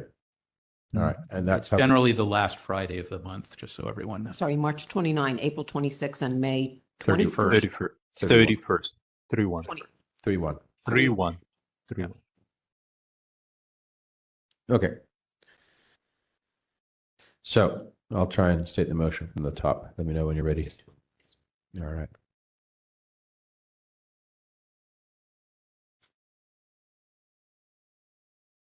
From top. Okay. Make a motion. And this motion pertains to all 3 files? Yeah. This motion pertains to collectively files 24022, 24030, 24036, that we find jurisdiction over the public records. We do not recommend a violation, finding of a violation, period. However, we encourage the MTA to produce the transcripts from the March 29th, 2024, April 26th, 2024, and May 31st, 2024 colored curb hearings. Thank you.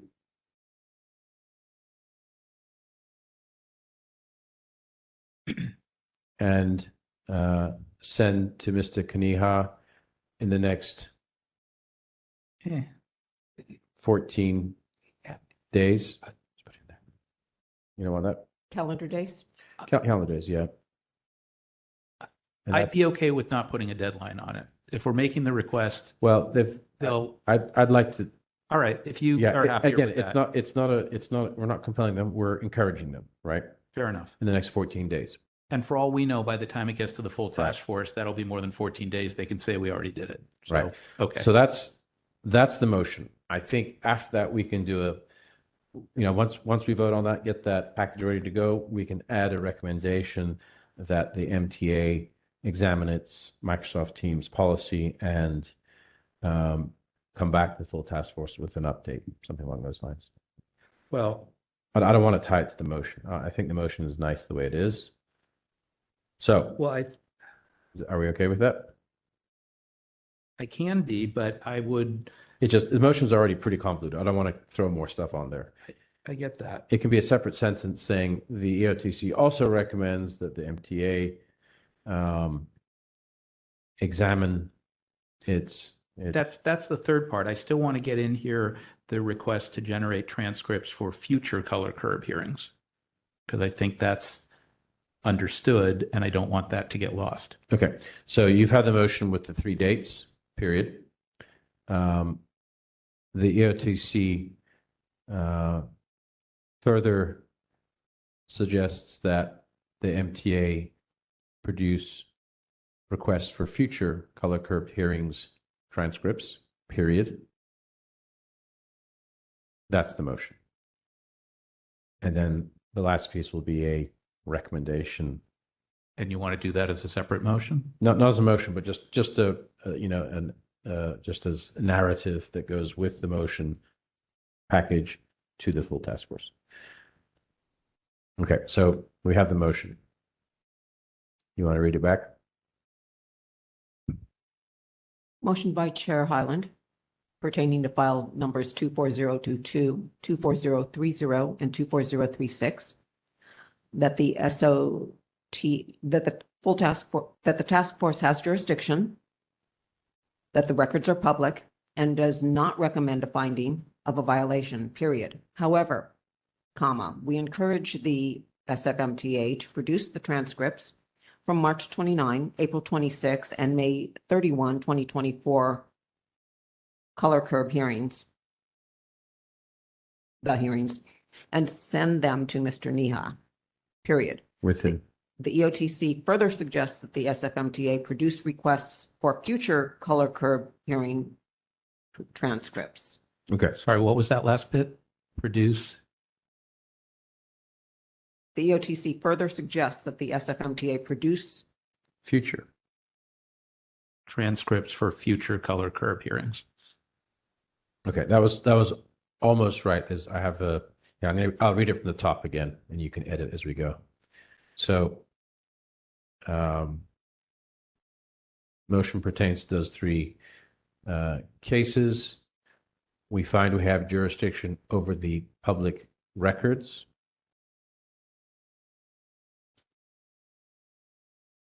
I was specific about that. The public records in these cases, period.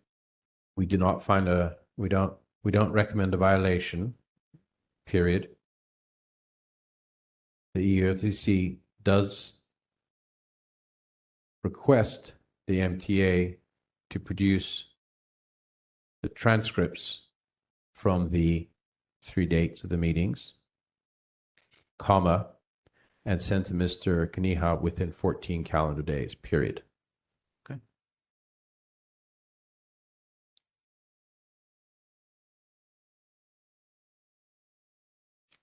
The EOTC further requests the MTA to release future color curb hearings transcripts upon request, period.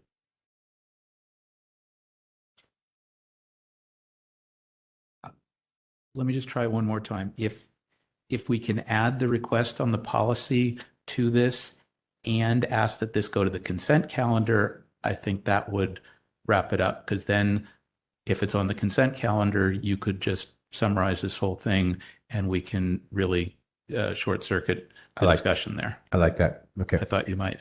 All right, good. Okay, so EOTC further requests that the future requests that up, period. Lastly, the EOTC recommends the MTA. Changing request to recommend. We can go with This request. is a new sentence. This is on top of what we've already done. Okay. So we're not changing anything. So this is the last sentence. Lastly, the EOTC recommends the MTA finalize. Propose a policy. Well, they kind of. If they propose it, then we can discuss it and we can say, that sounds great. That's what we had in mind. And they can say, great, we're all with it. Okay, and they're proposing it to us or the full task force? Back to us. Back to us. And then it goes to the consent. No, it won't have to go back to the full task force. That's what I'm saying. It'll go to the. Okay, all right. Yeah.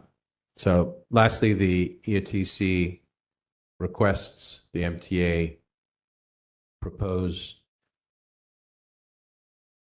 a formal policy. Here's what I had: a policy on functionality and transcripts for public-facing events, hearings, and meetings. Do you want to get Microsoft Teams in there, or Because Just general. I think other divisions might actually use other tools. okay? that they're not As aware of. David stated, so he can restate for you. So what do you have so far? Right. A mess. Okay. Lastly, no, you've got it correct. Carry with it. All the blue is correct. I can see is that last sentence we're working on, right? Lastly, Computer. Okay. The EOTC requests that the SFMTA propose a formal. No, propose a policy Policy. on functionality and transcripts for public-facing events, comma, hearings, comma, and meetings. The last sentence, the EOTC requests that the SFMTA propose a policy on functionality and transcripts for public-facing events, comma, hearings, comma, and meetings. And that this go to the consent calendar at the full task force. that's a separate sentence, right? I'm still Fine. confused here. You can put it wherever you want to put it, but it's, Okay.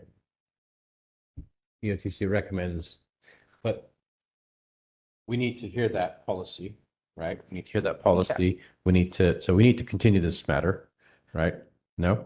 no, I think when we act on it at the full task force, the tail on this will be that these three items come back here for further discussion on that last bit. And then if they want to say, yes, and by the way, here's what we did on the Mr. Niho's request, but going forward, here's the proposed policy. And that'll give them some time to do that. We probably won't be back on this until the end of March. Okay. The item regarding the consent calendar is going to be added after the initial statement that the task force has jurisdiction over these public records and refers the matter to the full task force consent calendar. Before I second it, is it clear to the parties what we're proposing? There's one thing I want to Yeah. change. The sentence on functionality is too vague. I think you want to say, you want to say video and transcript functionality? What exactly are you trying to say there? Functionality is kind of, doesn't You're really, right. doesn't really work. I was trying to get at the idea of permissions and settings and whatnot, and I thought functionality was a good broader term, but if you've got a better one, that's fine.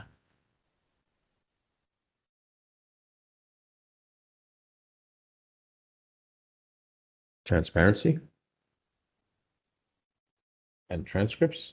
I mean, but Okay, transparency work. I mean, yeah. if staff has another suggestion, I'm open to that too. But I think Yeah. people get the idea of what we're trying to do here. Okay.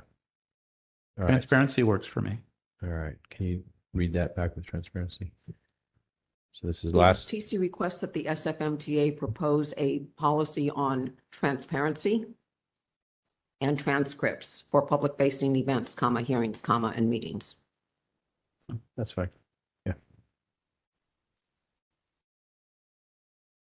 So again, before I second, can we ask the parties if it's clear or if there's anything they would suggest to improve the clarity? Just real quick, Mr. Kaniha, Mr. Wilson, are you on board with what we're doing?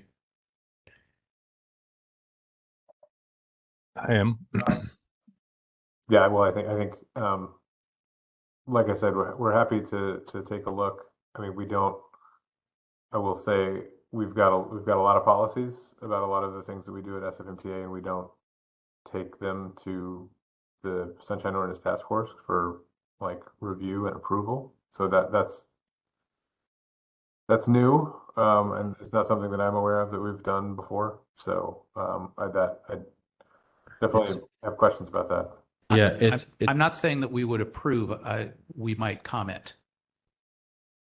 It's really to help you. Um, um, and I know you feel that you already have a position on it, but we're kind of erring to the side that, under 6721L, we never included that in the motion, by the way.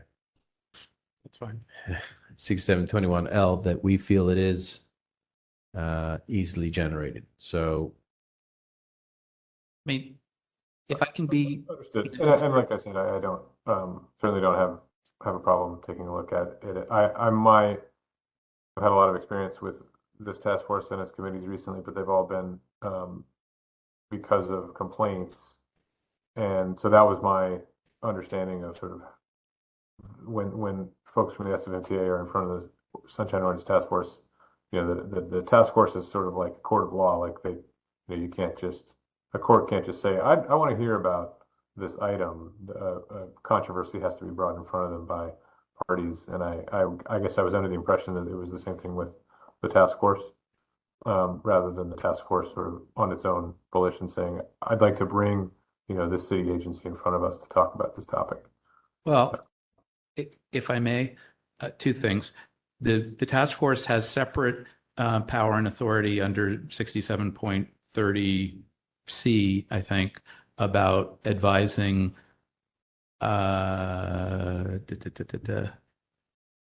advising the Board of Supervisors and providing information to other city departments on appropriate ways in which to implement this chapter. So this is, without opening a separate file, what we're trying to do is, discuss best practices and ways to comply. And if I can just be, a little more frank and candid for a moment,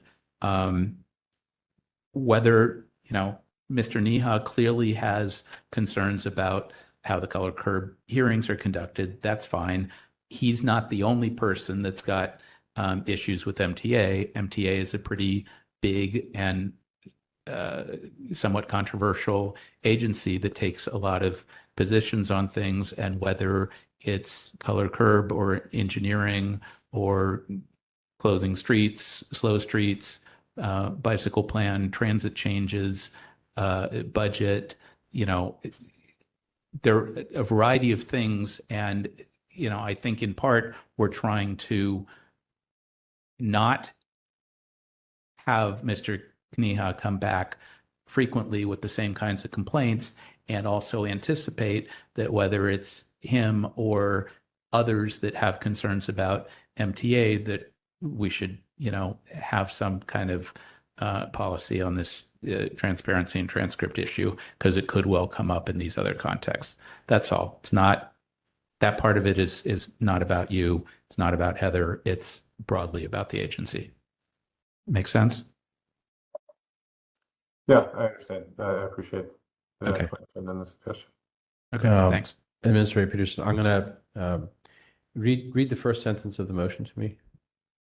Motion by Chair Hyland that regarding files 24022, 24030, and 24036, that the Sunshine Ordinance Task Force has jurisdiction over these public records and refers the matter to the full task force consent agenda. Okay, period. Period. I'm going to add a sentence right here, so be ready. I'm ready. We find that these public records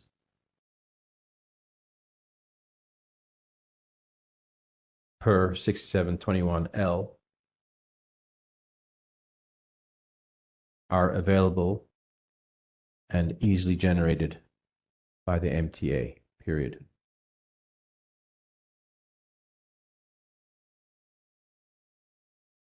Inserting, we find that these public records per 67.21L are available and easily generated by the SFMTA, period. Yeah. Okay, and then what's the next sentence say? We do not recommend a finding of violation, period.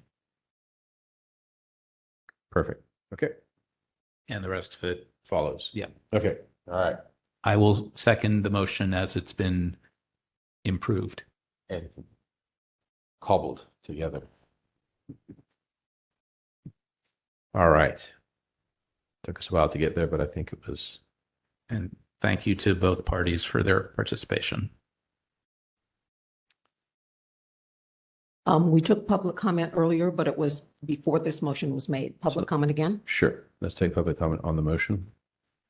If anyone in the online community would like to make a public comment on items 5, 6, and 7, please raise your hand in the app by pressing *3 or use the app. I'll give you a moment. We have no one in the room, no hands raised. All right, thank you. And then before we take the vote, Mr. Wilson, 14 days would be February 11th. So if you're able to release anything between now and then, please do CC us on it, and we'll add it to the file that you've done so. Thank you. All right, ready to take a vote. It may be that the 14 days only runs from when the full task force acts, but I think We said 14 calendar days. That motion. again, but it's not a final action until the full task force. Right. Votes. It's not an order. It was just a suggestion. Okay, that's fair. Therefore, that's why I'm stating Okay. that. Okay. Sooner the better. They got it.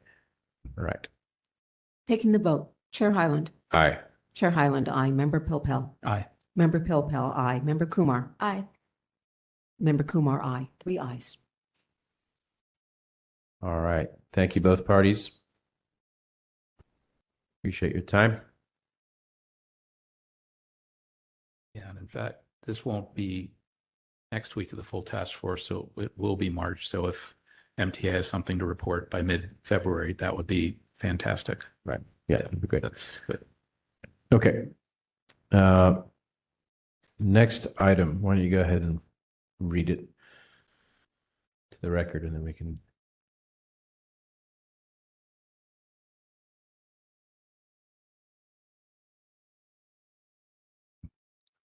Item number 8, file number 24058. Complaint filed by Michael Petrellis against the Castro LGBTQ Cultural District for allegedly violating the Administrative Code Sunshine Ordinance, Section 67.25, by failing to respond to an immediate disclosure request in a timely and/or complete manner. So, Mr. Chair, before you got here, we heard under item 1 that there was a request for a continuance from Mr. Petrellis that came in less than 5 days before the meeting, and so Right. we deferred. I'm aware of that, so I was going to let. Right, but we deferred action on that until now. Okay, so we haven't moved on. Okay, great. Correct. All right, and we've been in communication with Mr. Petrellis about that, right? The fact that We have, and Chair Rec is present, and she's been promoted to a panelist. If you have any questions. Okay. Members, how would we like to?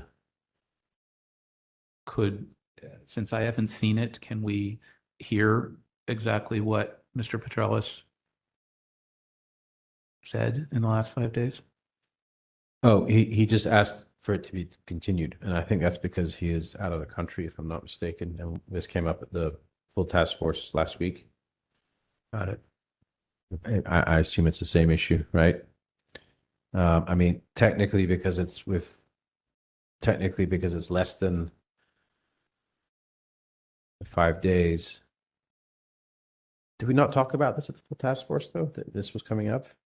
Not this one. We talked about the Castro CBD, but not the Castro LGBTQ Cultural District. Yeah, my inclination is under 7C just to dispense with it as we normally would for consistency.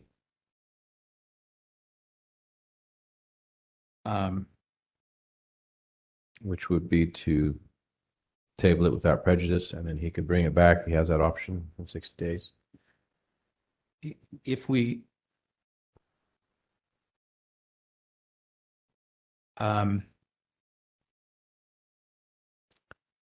if Ms. Reck is here, who I don't know, I'm open to having a brief, as in not lengthy, discussion on the question of jurisdiction, because I don't know enough about these districts to know whether we likely have jurisdiction or not. And if she's prepared to discuss that, that might help inform us. And at that point, I would be more open to disposing of the matter and allowing All right. And she's been waiting all this to come time? back. Yeah. She is present. She's a panelist. Okay. So let's, you've already read the item in, right? Yes, I read the matter in. Okay. So let's open it. We can always hear it on behalf of Mr. Petrellis and kind of proceed for a little bit, but let's start with a introduction by the respondent.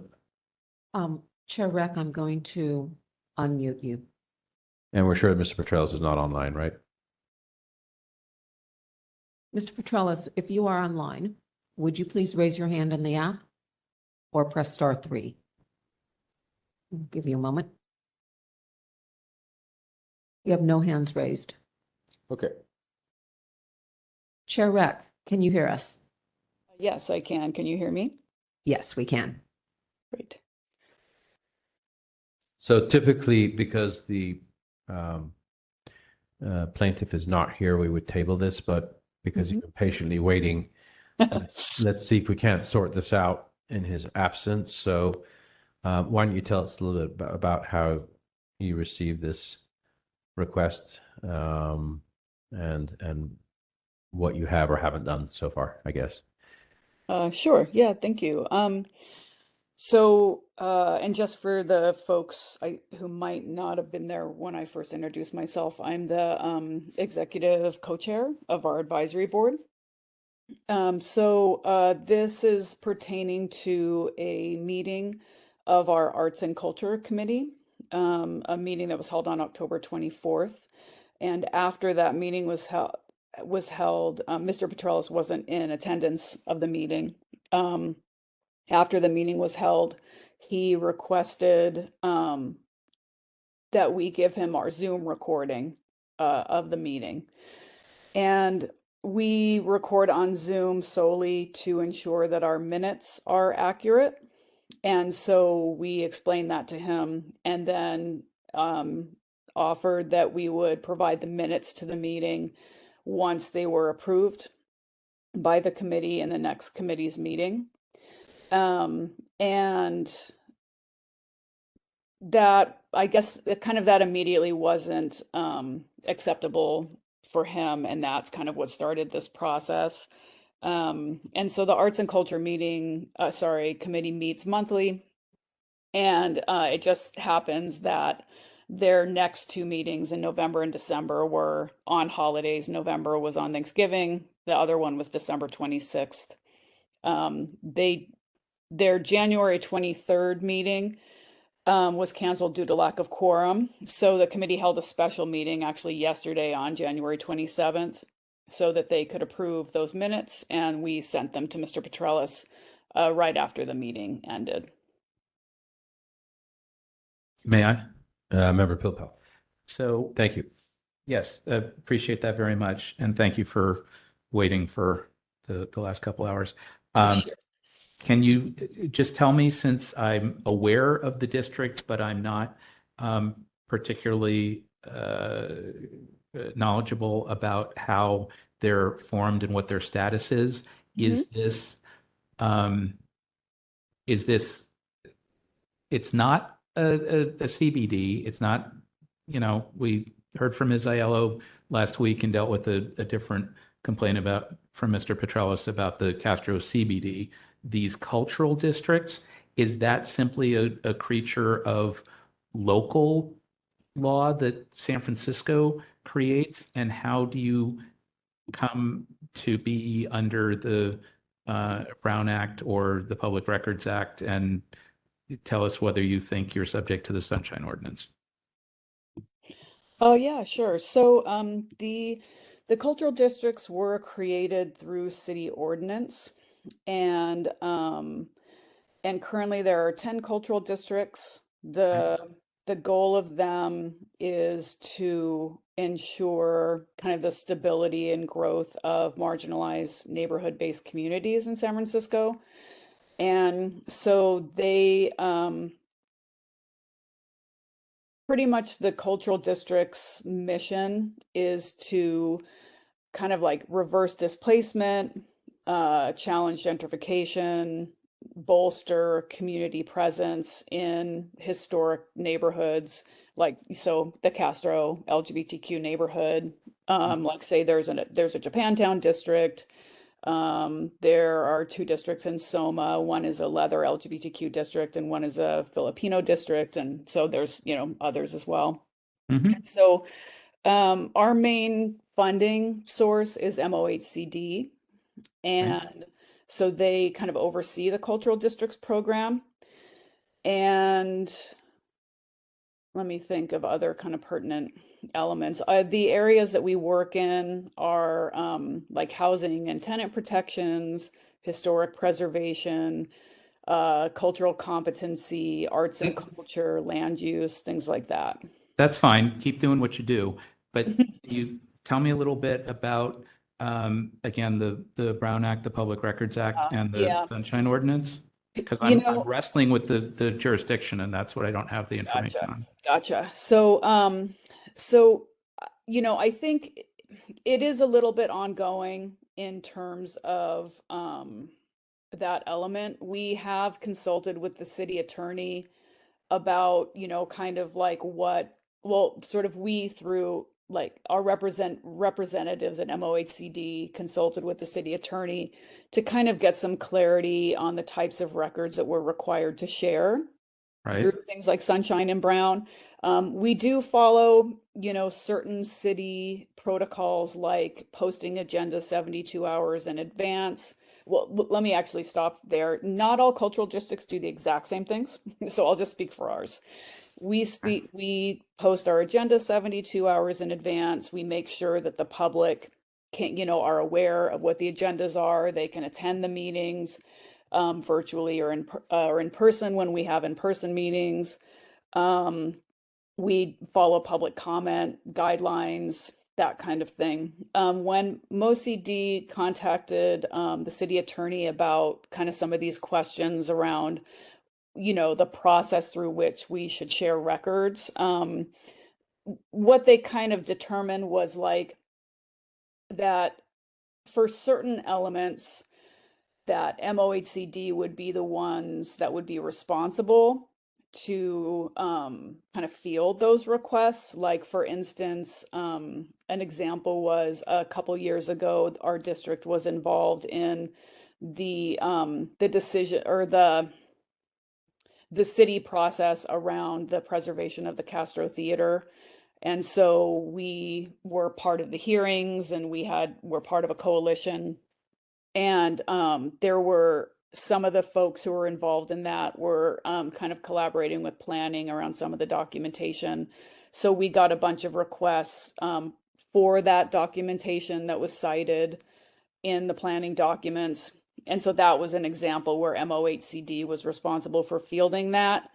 In terms of the everyday like meeting documents, MOHCD, pretty much determined that that's for us, that's under our purview, that when people contact us, we share them. And so we share our minutes and we invite the public to our meetings and for public comment.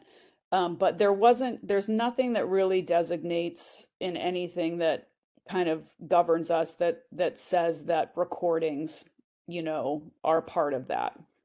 Right. I'm not necessarily there yet. I'm still stuck on the jurisdiction question. So just to be a little more specific, this entity, the cultural district, is an entity. Is it a public entity? Is it a nonprofit? How do you have 990s? Is there, Yes. How can I think of it as as a thing? Yeah, so cultural districts can be pretty much they all are either nonprofits or fiscally sponsored projects. Okay. We're a fiscally sponsored project of the San Francisco LGBTQ Center. Okay. So we are not considered like a city commission Right. or anything like that. you're not so that's what I'm getting at, is that if it's not a government entity, right, then it is probably, and we can get advice to the contrary, but it is probably not subject to the Brown Act or the Public Records Act. It may be subject to other requirements. So where I'm going with this, does the district receive at least $250,000 a year in city or city administered funds? It is just right around that total. Okay. That's fine. So if our base, I'm sorry, our base funding is either 230 or 250, but we did in the last year, the cultural districts did get an extra 100,000 in funding, so that would have put it above that number.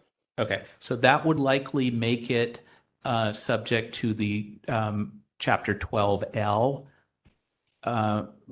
Public Access to Nonprofit Ordinance, which has different requirements about public meetings and access to records and such. And we don't currently have a good guide for organizations for how to comply, but there are other city resources through the controller's office and whatnot that exist that may help you there.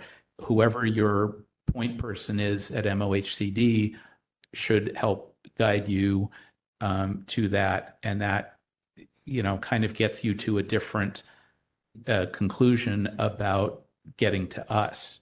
So ultimately, if Mr. Petrellis, or frankly anybody, has concerns about your activities as a nonprofit / fiscally sponsored entity, there's a process to make those requests, and it first goes through MOHCD as your primary funder through the city.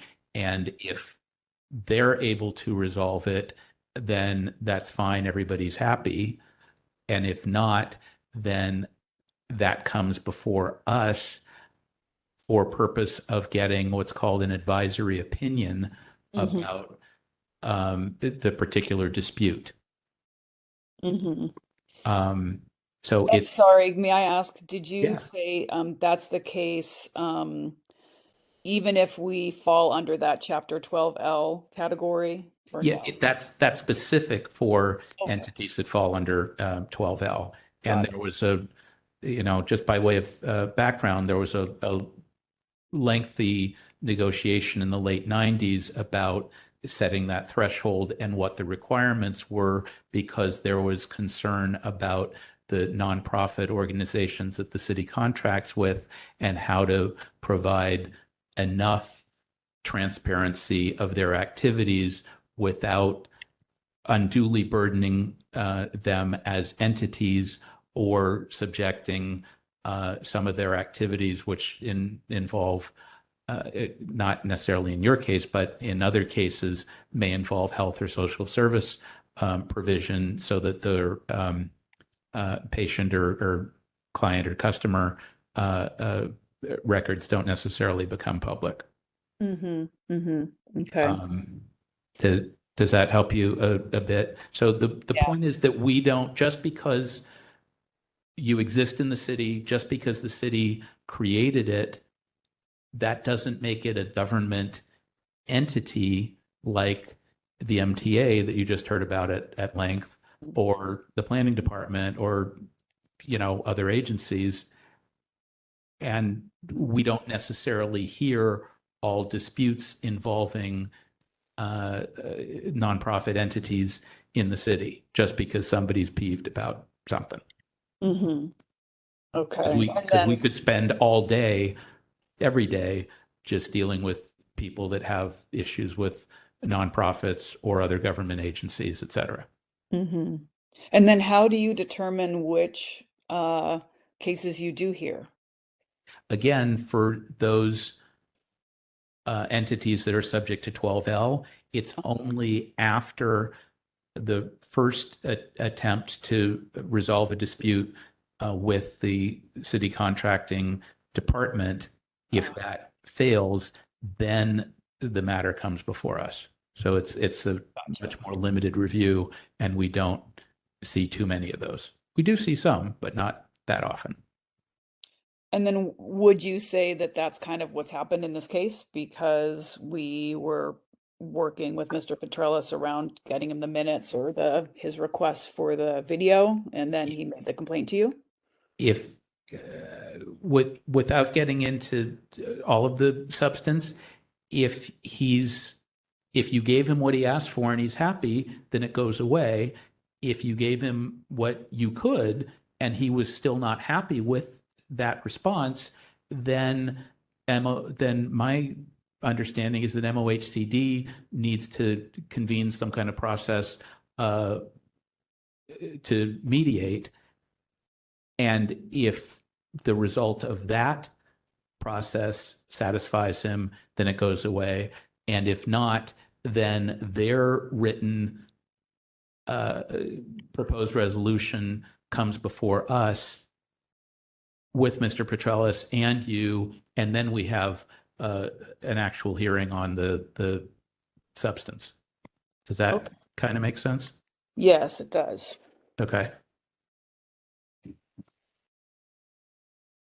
Because essentially the city department is primarily responsible for managing the relationship, and it's only when that fails that it comes here. And for what it's worth, most of the nonprofits that meet that $250,000 a year threshold contract with public health, HSA, HSH, DCYF, and in some cases, maybe, as you say, MOHCD or OEWD.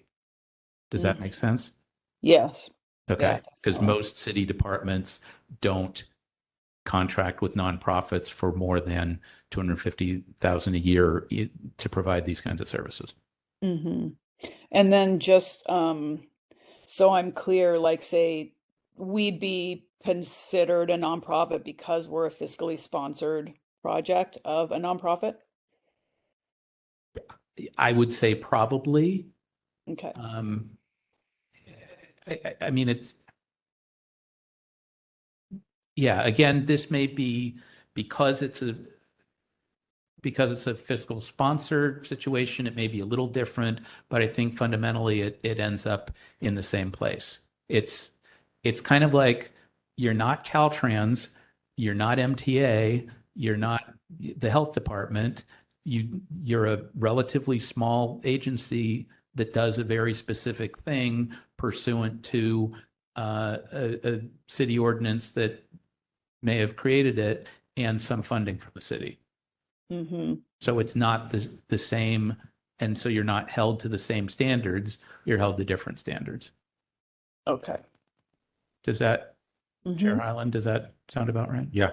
Okay. Just curious, going forward, I mean, if he were to ask for next month's Zoom meeting, would you be more open to releasing that now that you've heard a little bit from us? Oh, our policy is that we share our minutes, but we don't share the Zoom recordings. Okay. Because that's something in other, I think in the mission the mission district, that there was a video There may have been. Yeah. issue that came up like 4 or 5 years ago, Mm-hmm. and they did release the video. So that might be something for future thought. But when you sent the minutes to Mr. Petrellis, did you get a response? Probably not, because he's overseas, I think. No, I don't think we did not get a response. Yeah. Okay. Very good. Thank you. Member Kumar. I was just curious to know if this policy that you mentioned is that information publicly available?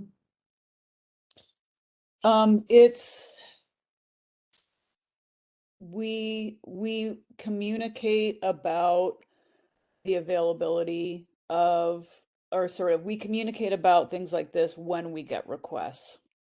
And so we have been kind of thinking about if it, if it could be a good idea to have that information a bit more front and center in our meetings or on the website. I think this is the first time we have had a request for a video.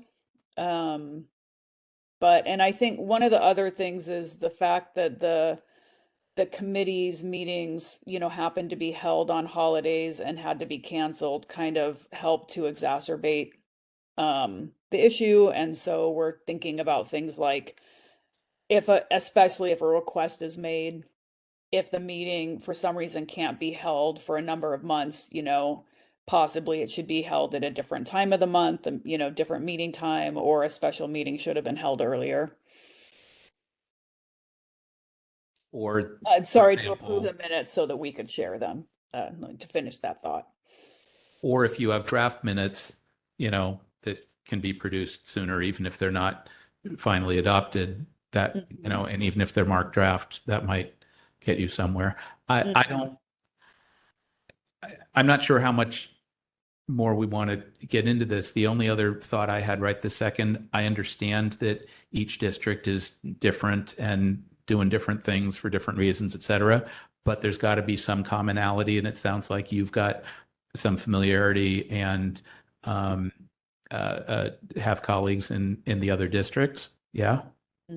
Yes. If there's some way that the districts collectively could have some consistent approach to things, saying, here's an example agenda, and here are some common policies and some ways that we would deal with, fill in the blank issue. Understanding that, the Leather District and the Filipino District and the Japantown District are going to be doing different things. Where there's an opportunity to have some consistency, that might be good for you and for us and for the world. Mm-hmm. Yeah, it'd be something that we can bring up with MOHCD, our MOHCD representatives, for sure. Yeah. And maybe if you push to MOHCD and say, why don't they develop some, sample templates or guidelines and whatnot that you all can discuss and maybe come to some consensus on, that would be good. I mean, I'm sure they've got a variety of different concerns, and having some kind of standardization might help them too. Mm-hmm.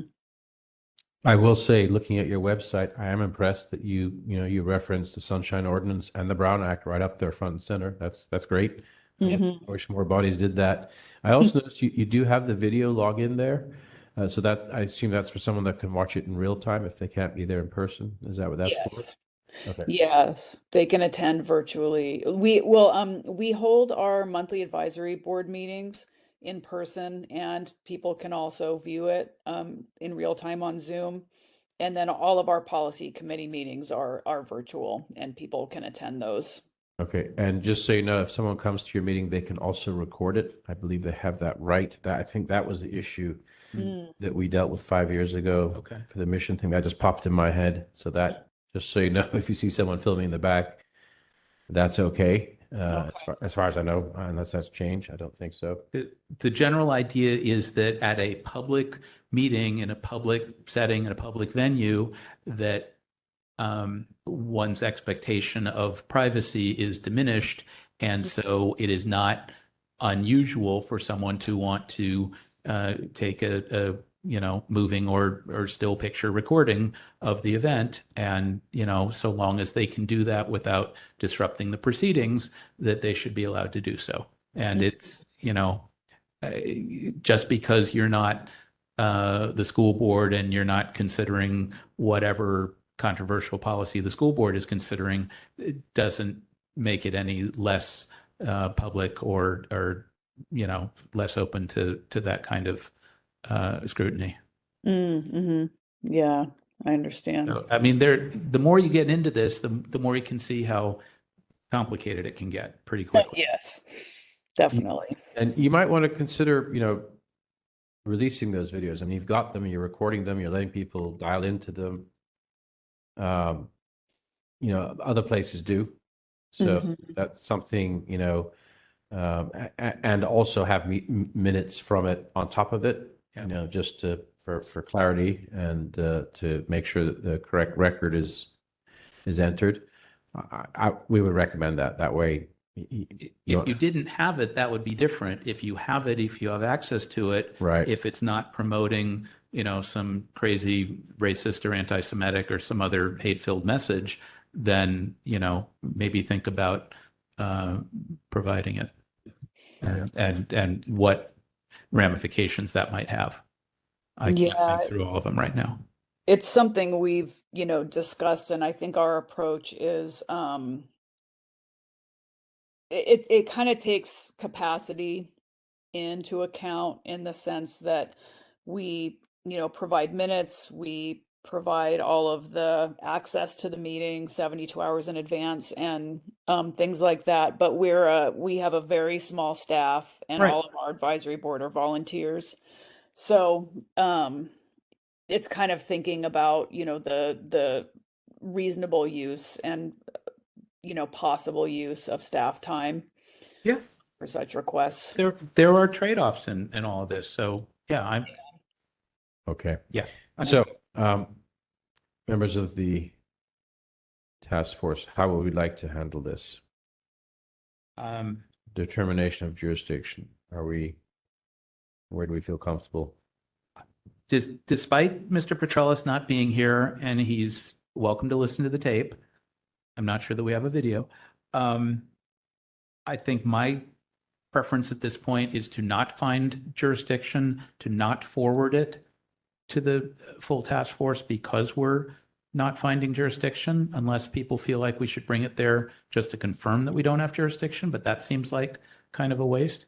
And to close the matter under 7B or 7C, understanding that if Mr. Petrellis goes through the requisite steps, he could be back before us or a different committee or the full task force on a 12L matter, but that he has not fulfilled the preconditions to get here. I will second that motion. All right. Just a moment, please. So what that means for the respondent is we're going to table it for now. Mr. Petrellis has the option to bring it back, but we were not persuaded that we have jurisdiction and therefore won't be proceeding on this matter. Okay, thank you very much, and thanks very much for your explanation of everything as well. All right, you're very welcome. So that we're clear on the motion, is it to table per complaint procedure 7C and also indicate that we have no jurisdiction at this time? I think we should, because we've had a lengthy discussion. Yeah. I think we should mention that it could just stop at we don't have jurisdiction. Okay. Because I think we've heard it on his behalf, on Mr. Petrellis' behalf. Okay. We would have reached his conclusion had he been here. So I think this is now precedent for this particular cultural district until we're persuaded otherwise. So yeah, so I think it's Just table the matter that we don't have jurisdiction at this time. period. Okay. Yeah. So I will second that. So we're tabling it based on lack of jurisdiction. Okay. And for what it's worth, it's not that we're not interested in hearing from Mr. Petrellis. We hear from him on a regular basis, but in this case, it's just not ripe and timely. It's just Correct. not ready. Correct. Okay. So whenever you're ready take public comment. Motion by member Bill Pell, seconded by Chair Hyland to table the matter for lack of jurisdiction. At this time. Yeah, that's good.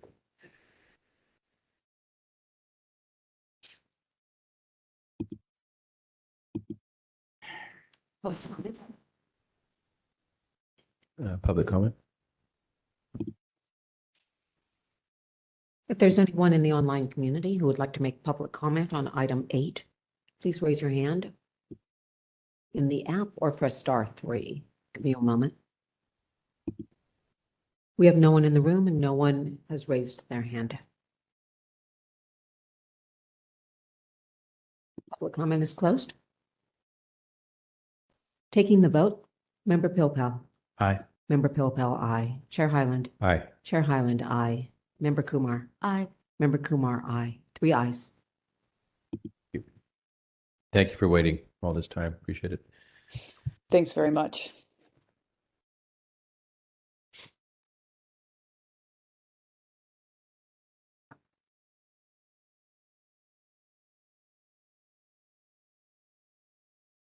Item 9. Yes, please. Item 9, file number 24060. Complaint filed by Lou Barberini against Jesus Hanes, Police Commissioner, for allegedly violating Administrative Code Sunshine Ordinance, Section 67.7D, by discussing a matter not appearing on the posted agenda. We have Sergeant Youngblood present, promoting you to panelist, Sergeant.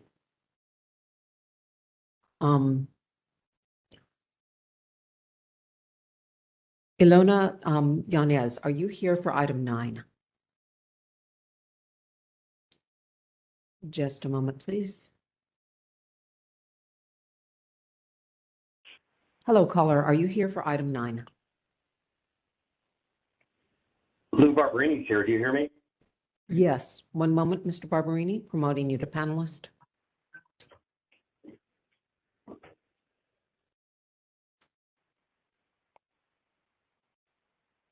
Second caller, are you here for item 9?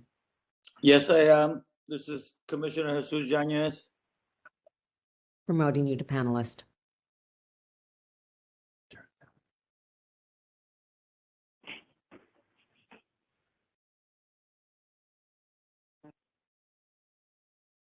And Commissioner, if you could speak just a little bit more quietly, you're coming through loud and clear. Right, we have Will do. perfect. That was perfect. Thank you.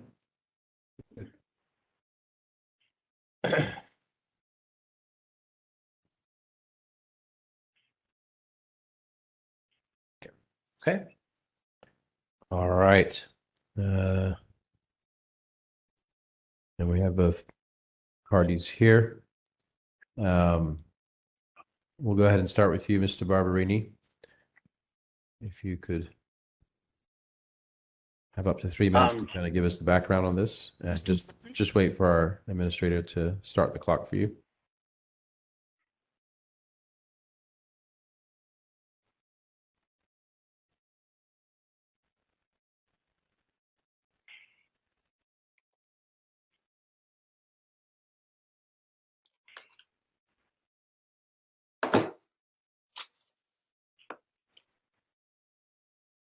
Has the clock started? No, you have 3 minutes. Begins now. Okay. I filed a complaint regarding Commissioner Jesus Yanez at the, I wrote the March 6th, 2024 Police Commission hearing. It was actually November 6th Police Commission hearing. And I included a link to that commission hearing where Commissioner Yanez went kind of on a rant for 5 minutes on a personal item that was not agendized, and no one could address it or make comments on it. The other commissioner, Judge Don Clay, kind of interrupted Mr. Yanez and said, what's the purpose of this? And Yanez, Commissioner Yanez pretty much wanted the chief to absolve him of any allegations. So, I mean, the basis of my complaint is that this is an unagendized item. And Commissioner Yanez violated the Brown Act by discussing something that was not on the agenda. And that's it. I don't need any more time on that. Okay, thank you, Mr. Thank you. Barberini. Is there anybody here in the online community in support of the petitioner? If so, please hit *3 to raise your hand. We have no hands raised. All right. Mr. Yanez, wait 1 second until the administrator gives you the green light, and then you can have your up to 3 minutes. I'd like to hear from the commissioner versus Sergeant Youngblood. They can both talk. It's up to them. Yeah, they're both 3 minutes each. 3 minutes combined. They can share their time. All right. We'll have follow-up questions. I will. Just a moment, please. I prefer if Sergeant Youngblood started because he had prepared for this before I did. Okay, we'll start with Sergeant Youngblood, and then we can hear from you as well. Just a moment, Sergeant.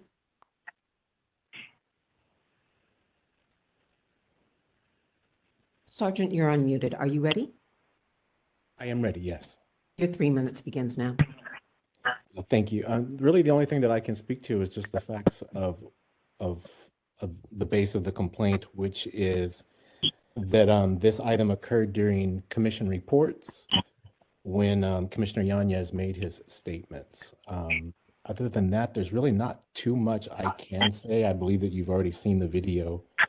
But Commissioner Yanez is here I believe that he did have something that he wanted to add to the discussion. Thank you.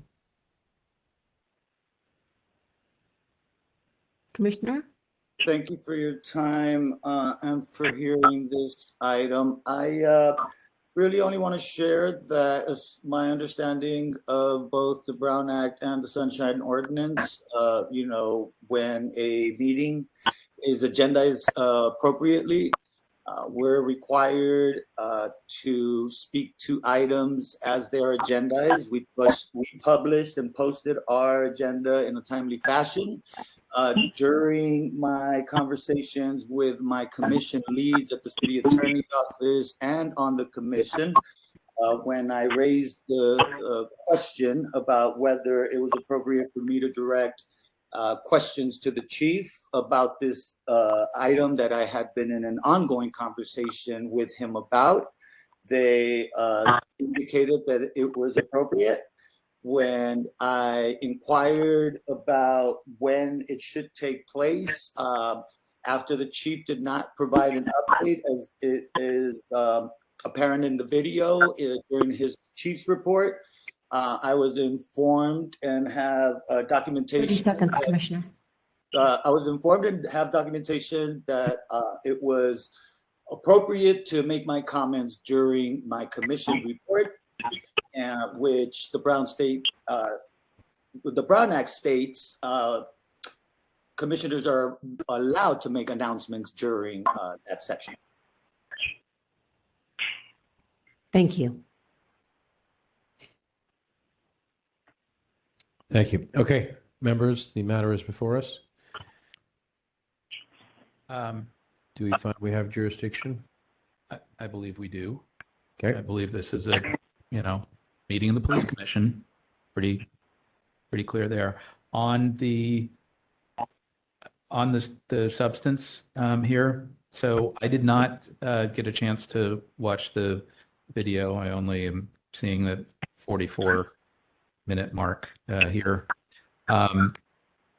If the agenda that's on page 15 of our packet is correct, and this came up, this was presumably a regular meeting of the police commission, not a special meeting, right? That is correct. Okay. If this came up under item 7, commission reports, listed as a discussion and possible action item, commission reports will be limited to a brief description of activities and announcements. Commission discussion will be limited to determining whether to calendar any of the issues raised for a future commission meeting. President's report, commissioners' reports, announcements, and scheduling. Okay, so it was in that context that this all happened. Has everyone agreed to that? Lou Barberini does not. Does not? Do not. Okay, tell me There's what. discussion. It was not an announcement. It was. It lasted for 4 minutes. It was on something outside of the commission hearing. He just went on a rant. I mean, you really have to watch it. It's documented right there. It's pretty clear. Okay, but in any event, this did happen during a meeting in public under item 7. Is that correct, Mr. Barberini? I forget which item it was. I don't have that. I don't have the agenda. It's just I didn't see it on the agenda. All right. Is it entirely possible that whatever happened during item 7, probably 2 doors down from here, a couple of months ago? Is that what we're talking about? Yes. Okay. So then I think the issue for us is whether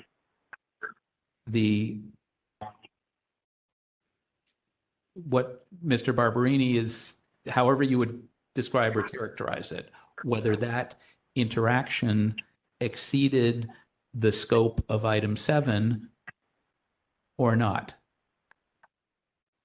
I believe it did. Okay, but that's the nature of the dispute, I think. Correct. So, to Sergeant Youngblood, there was a deputy city attorney present at the meeting. That is correct. Do you happen to remember who? Jana, somebody else? Deputy City Attorney Alicia Cabrera. Alicia, okay. Got it. And did Ms. Cabrera get into the discussion and counsel whether or not they were getting beyond the scope, or that the discussion was fine and legit within item 7? Do you happen to recall? She did not say anything, no. Okay. Members, Commissioner Gray questioned it. The other commissioner, Okay. what's the purpose of it? So that I think that alleviated Alicia from saying that when he interrupted Commissioner Don Clay, and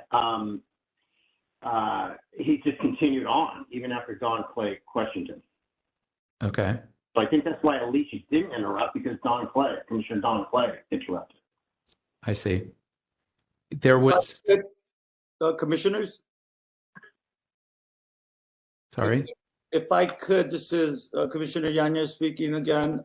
If I could add one additional. Just a bit quieter, please. Just a bit. I guess my voice is projecting and there's an echo in this room. But if I could add an additional line from our agenda, which creates context for us here.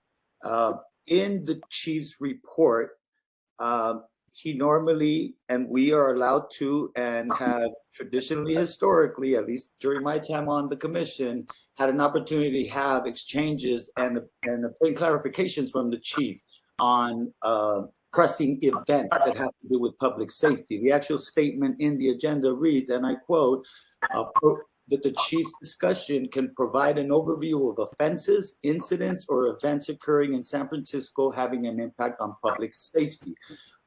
In my conversations with the chief, after consulting with the city attorney's office, he responded that he would give me an update about a posting that was shared by the POA, a posting based on a blog post made by the person that has filed this complaint.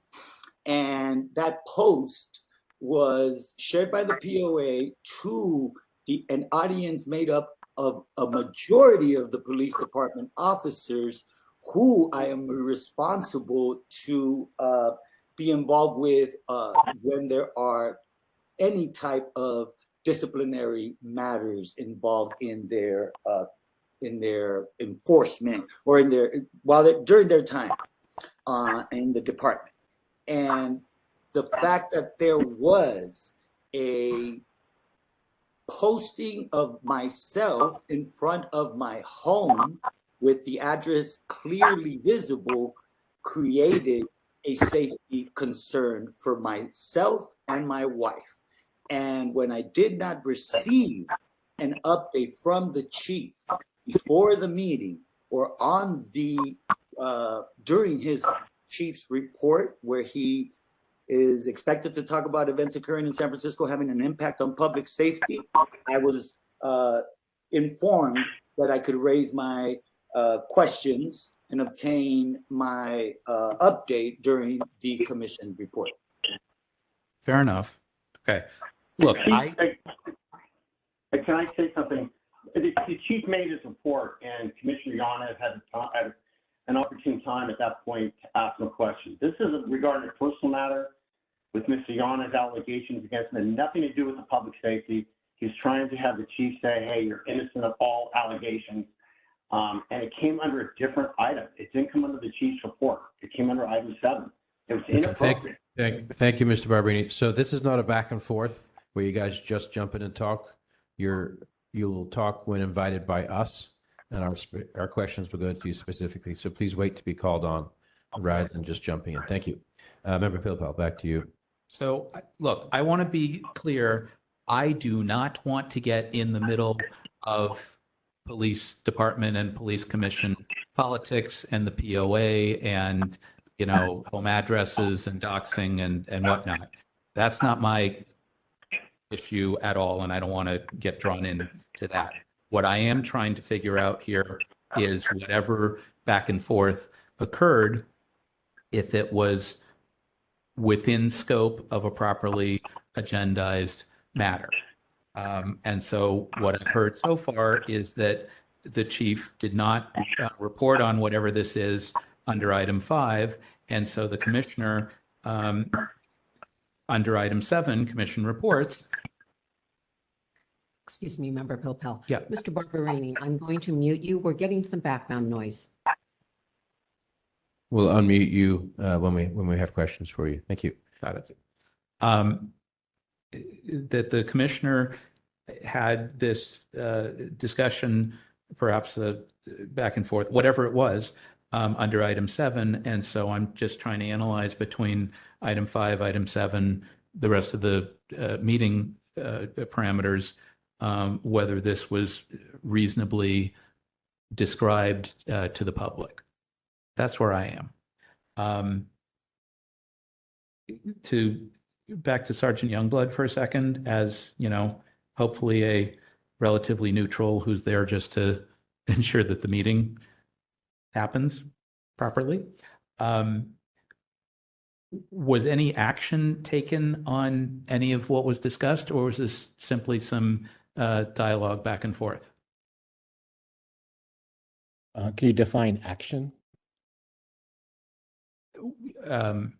Was there a motion? Was there a motion? Was there a vote? Was there a course of conduct determined by the commission to happen subsequently?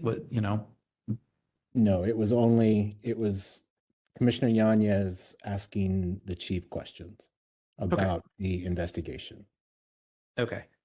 And whatever investigation this was, I'm not sure how relevant this is, but in your experience, having been at the commission for some time now, whether it's, and nothing's easy over at the police commission, I get that. But is the type of question and answer that occurred, is that the type of thing that might happen either on item 5 or on item 7 at any given police commission? Was there anything unusual about this from your experience?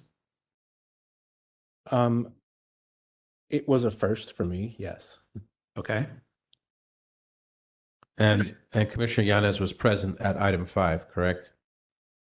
Yes, he attended the meeting virtually. I see. Okay.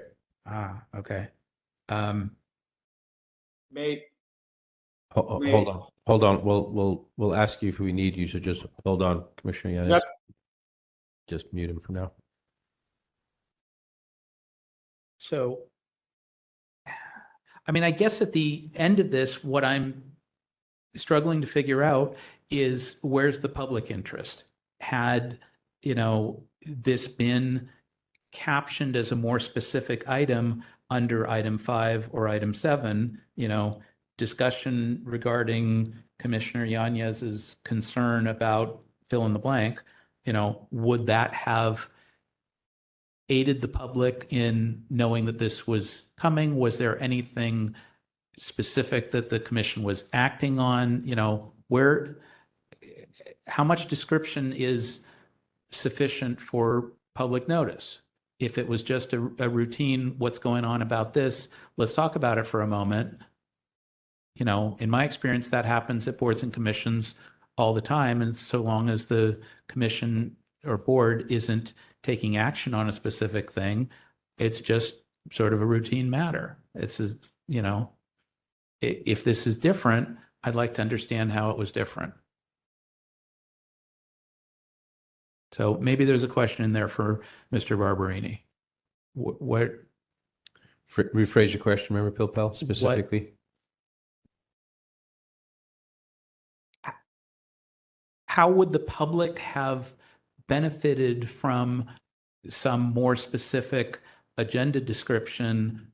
And in the absence of that, how do you believe that this interaction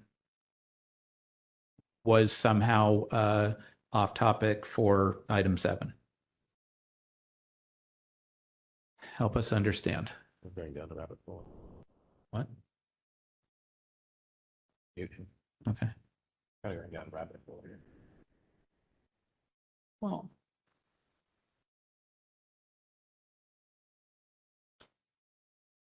It's enough first. Oh, I'm mute. Hello, Oh, Mr. hi. Barberini? Can you Hello. hear me now? Yes, we can hear you Hi. now. Okay, sorry. I mean, what I found with this unusual, this is lengthy. It's only 5 minutes to watch, which is longer than this discussion right here. And it was all personal. It had all to do just with Commissioner Yanez' allegations against him. It had nothing to do with the public safety. It was personal and just nothing to do with the public. I mean, it's essential to watch it. It's 5 minutes. And if there's nothing on the agenda, I think that people are aware of the allegations and they would have liked to have been at the meeting to address it if it was an agendized item. Thank you.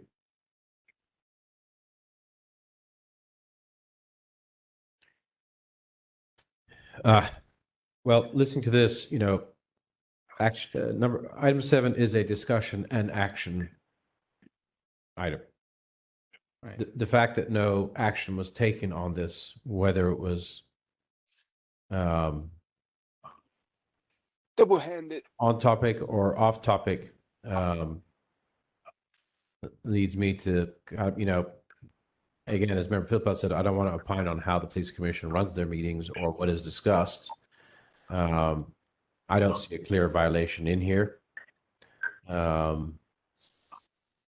Was it the best use of the commission and the public's time? That's not really under our purview. So that's kind of my position right now. Member Kumar, did you have any thoughts? Could you mute that mic? Mr. Barberini, I'm going to mute. Yeah, you. just Getting mute him until we background call back noise. again. Thank you. We'll call on you when there is a question. I do have a thought on this. Member Kumar, go ahead. I do feel I clearly see a violation here because if it's not on the agenda, and the public isn't aware of it and it's being discussed, it's a clear violation. So that's my thought on this. So no violation. I see a violation. You do see one. Yes. Yes. Okay. Because it's, in no way, shape, or form, you're saying could it have been an item under 7 is what you're saying. But, we talk about things that are coming up later in our meeting, just like we did tonight, right? About other cases. I mean, does that make it a violation or is it just improper Robert's rules? I mean, that's, yeah.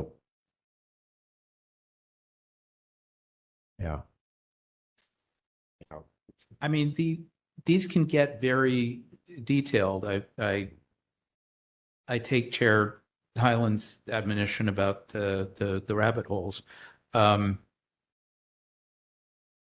mean, 67.7D does say no action or discussion shall be undertaken on any item not appearing on the posted agenda with certain exceptions, and that flows from a provision in the Brown Act that's quite similar. So I think the question before us, and there may be a split vote here, is whether item 7. Yeah, it's nocturnal. Can you mute Ms. Mikes? Whether item 7, commission reports, is sufficiently scoped to allow, brief general discussion, not taking any action on commission reports. And even if this particular instance was unusual, it may have been, legally sufficient. And it may be that it was controversial or heated or unpleasant. And, I can remember, not necessarily at the police commission, but certainly at other boards and commissions, when a department head was on the receiving end of difficult questions from a member of the board or commission, and they had a brief discussion about it. And, usually it's allowed to go on as a brief discussion, and either another member of the body or the deputy city attorney will ultimately step in and say, okay, I think you've had enough brief discussion on this. If you want to continue this, you need to calendar it for a future meeting and deal with it that way. And it sounds like that did happen, and ultimately it got cut off at 4 or 5 minutes. And if we do forward this in whatever fashion to the full task force, I might urge both sides to take some joint time out and have the task force actually watch the video or listen to the audio and judge for themselves. Member Kumar. My point here is that since we referenced our SOTF or our committee, yes, we do reference past cases, but our department is very different from the police commission, and this is a police matter or a criminal record or anything that is being discussed that is not on the agenda, even if it seems like a very small thing, can lead to a consequence. I mean, these are departments that, even though I mean, for us, every department is the same. The public holds certain departments to a higher standard, particularly the police commission, the police departments, because they're dealing with very sensitive matters. So I feel that because this wasn't agendized and it was discussed and was not contextual as well, I do clearly see a violation here.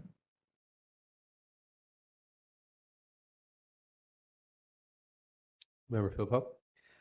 I mean, just to, argue in some ways the other side, my understanding is that there was some kind of officer-involved shooting last night or this morning at near 9th and Market.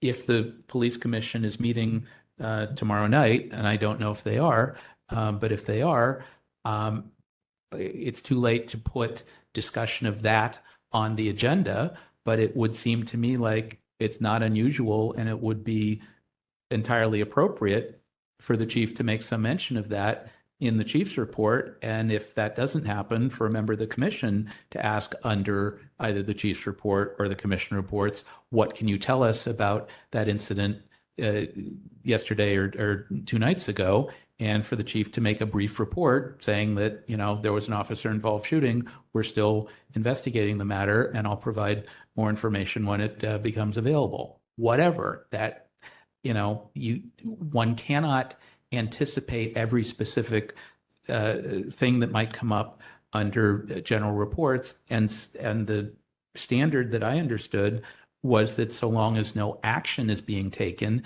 that you can have, in fact, a brief discussion of the matter.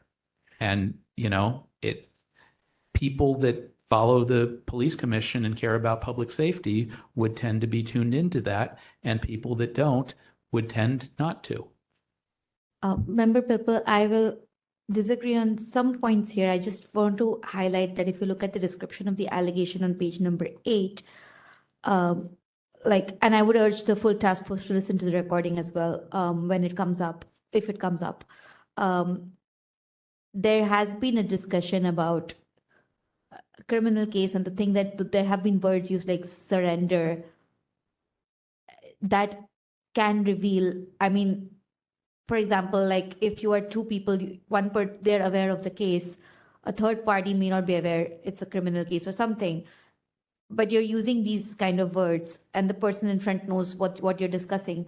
It's still a discussion on a matter that's not on the agenda.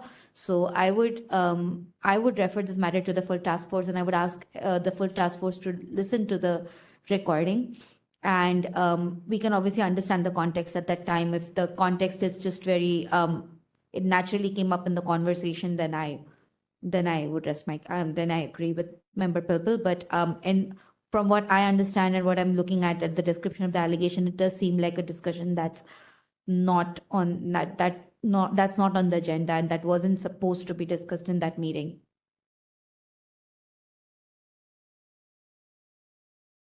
We can certainly hear rebuttals. I guess I'm leaning towards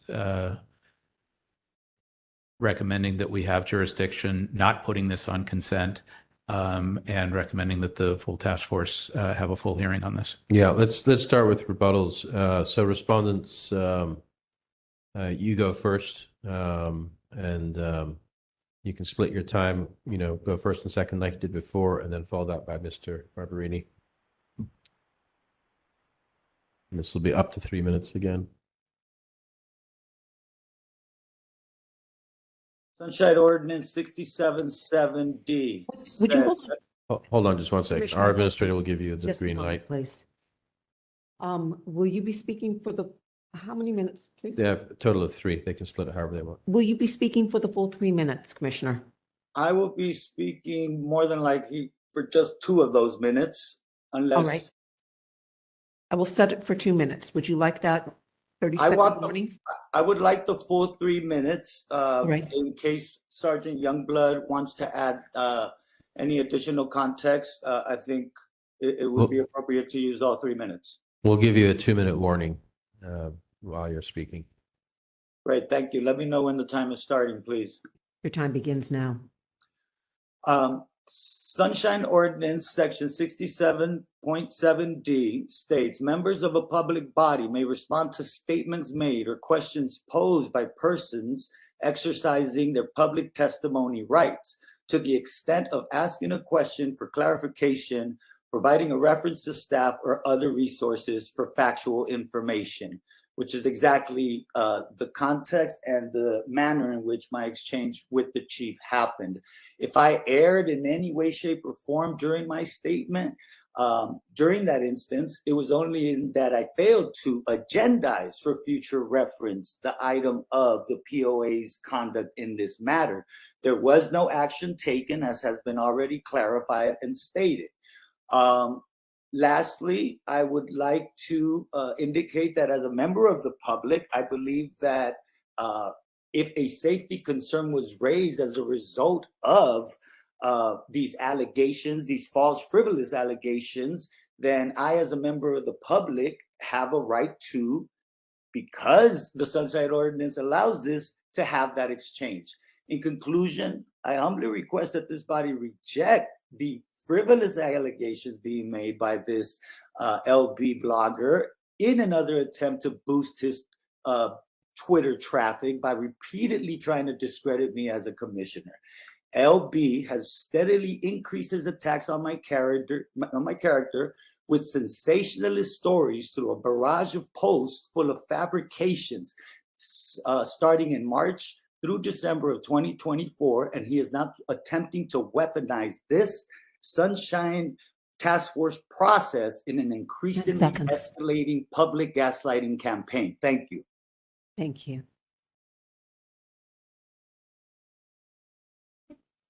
Sergeant, there's 1 minute remaining. Do you wish to say anything? Sure. I'm not going to get into like the POA stuff and Mr. Barberini and relationship with Commissioner Yanez. Simply as the commission secretary, my job is to make sure that the meeting is run correctly by Robert's rules, that we follow city attorney advice. I just want to say that in my time as the police commission secretary, which has been 5 years now, commission reports, one of the lines says under that agenda says commission discussion will be limited to determining whether to calendar any of the issues raised for a future commission meeting. 20 Usually seconds. that means that item is used to bring up, I would like this to be agendized. And then I write that down and we agendize it at a later meeting. That is usually besides what the commissioners say, I attended this 10 event, I seconds. saw this, and that's usually the extent. Thank you. Thank you, Sergeant. You ready for Mr. Barberini? Am I on? You are. Just a moment, please. Your All right. 3 minutes begins now. Okay, I wanted to say a couple things. Commissioner Yanis says he's a member of the public. When he's sitting on the police commission, he's not. Second of all, you brought up the shooting last night, and maybe the chief wants to talk about that next police commission hearing. This was regarding an incident that happened 8 to 9 months prior to that, so there was plenty of time to bring this up. And third, the questions that Commissioner Yanis asked are just outside the scope of the police commission. Am I being investigated? Is my wife being investigated? And that has nothing to do with the public safety. He's asking personal questions for the chief as a police commissioner of whether he is being investigated for a crime. And I think that can be done in a different forum. And and if you watch the video, I guarantee you're going to have a different decision. Thank you. Thank you.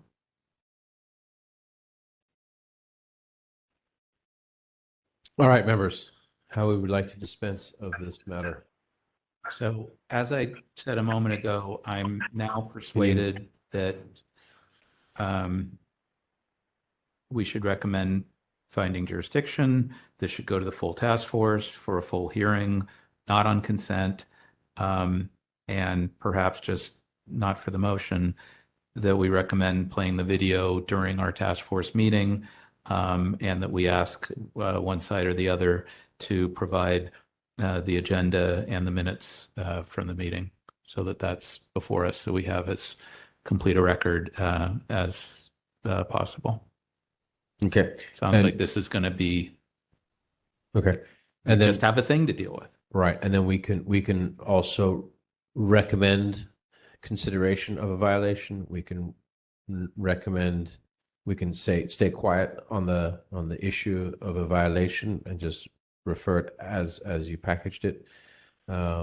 We can take. I was going to recommend we can take no a vote. violation, but it sounds like we would have a split vote, and so I think that in of itself suggests that that's why we should recommend to have a full hearing and not provide a recommendation at this point. I just want to add a point that Mr. Yanis did admit that the item wasn't agendized. So I would also recommend adding that point. Even if we are not saying that we find a violation right now, I would want this point to go to the full task force that it was admitted in this meeting that it wasn't agendized. It wasn't on the agenda. I think what he said was, the mistake I made was not asking for it to be agendized, I think is what his words were. That's what I heard. Correct. Thank you. Can you cut the mics, please, Miss? I just want to add that it should have been asked to be agendized if it's a topic that's not part of the agenda. Right. Well, So, okay. I mean, the discussion at the full task force is going to be around 67D. So what we can find jurisdiction, refer it to the full task force, and have the task force focus on the details 67D and watch the 5-minute video as background. And yeah, because that I think that would be germane to a full discussion. And then we can, if we just stay silent, we don't have to recommend or not recommend a violation. We can just recommend it as that. If Member Kumar would like to make a motion to also recommend finding a violation, you can do that. And if you get a second, we'll have a vote on that. We'll have that option. Please. Was there also a request, in addition to viewing the background, reviewing the video for background, asking for the agenda and minutes? Was that also requested? that was not for the motion. That was a suggestion that one side or the other should provide that for the file. Well, actually, I think our administrator should be in the package for the full task force. Right. That was all. Yeah, and I'm suggesting that either the petitioner or the respondent should provide that to the administrator, to our administrator. Well, I for the think file. we can ask the secretary who's on this hearing to provide it. That's fine. That would be excellent. I Sergeant just want Youngblood, to not a add- problem? No, I want to add, I'm happy to second this motion. I just, I will personally bring up my concerns with the violation when it comes up with a full task force, but I'm fine with the motion as it is right now. Okay, and I think that's important. I think we need to have different voices at the full task force and determine that. Okay, so if you could restate the motion, Member Pilpel, or if you like, would you like me to summarize it for you? From the top. Yeah, I think it was to recommend finding jurisdiction, forward to the full task force for a full hearing, non-consent, and that's it. And not making a statement. And the package should include the minutes from the meeting, the video from the meeting. That's Agenda minutes, and that we recommend that the video be played during the hearing. May I read back what I have? Okay. A motion by Member Pilpel that the Sunshine Ordinance Task Force has jurisdiction, that the matter be forwarded to the full task force for hearing, and have the task force focus on 67D and 67.7D. 67.7D. Oh, it's in the minutes, yeah. Or it's in the. Can we also add that we want the transcript of the video? Excuse me, just a moment. MS Teams will Focus on generate it. 67.7D and watch the 5-minute video as background. So, And so I'm going to stop you there. I'm not saying that we play the video at the hearing. I'm saying that the video. I think the task force. I think you should put a link to the video in the package, which gets posted 5 days before, so the members of the task force have a chance to view it beforehand. We don't need to make a spectacle of watching the video during the hearing. That's what I'm saying. We've done that before, but We have, never. but we don't have to. I'd rather those 5 minutes, everyone does their homework, so to speak, watches the video, and then if we need to see it again, we can do that. But All right. so let me paraphrase this from the top. Ms. Peterson, are you ready? So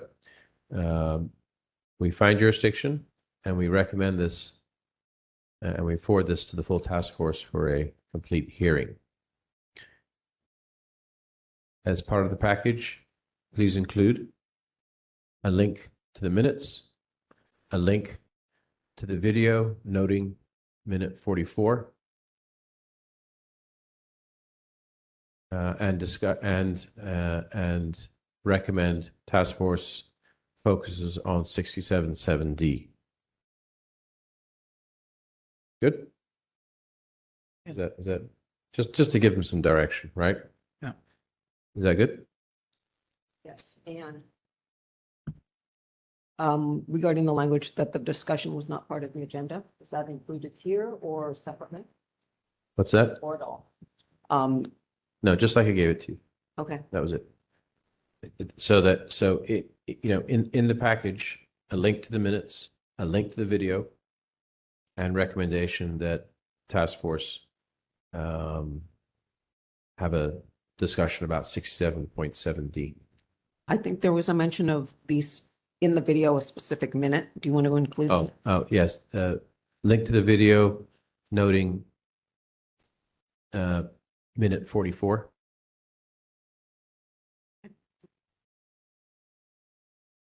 Chair Highland, Yes. I would like to request for a transcript as well, if possible, of those 5 minutes. Sure. Yeah. Yeah. Oh, that's 5 minutes. Yes. Sure. We can get that off SF.gov TV.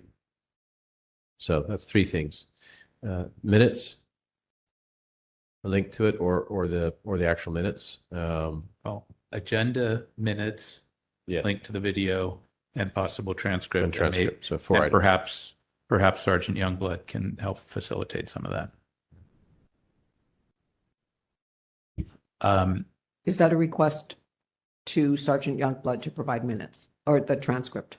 No, it's a request to you as administrator. Those 4 pieces need to be a part of the package. Yeah. You can get them however you want to. I'm sure Sergeant Youngblood would be happy to forward the minutes to you. Or draft minutes, as they might be. Probably full minutes by now, isn't it? Right. Should be, yeah. Yeah, I'm just trying to make sure the package is robust and that members have a chance to digest everything, every which way, shape, or form, and then we can get into the merits of it. Okay. When you're ready, we'll take some public comment on that motion. Is there a second? Yes, Member Kumar is the second. Great. Member Pilpel is the maker. That's fine. I just restated it. Yeah.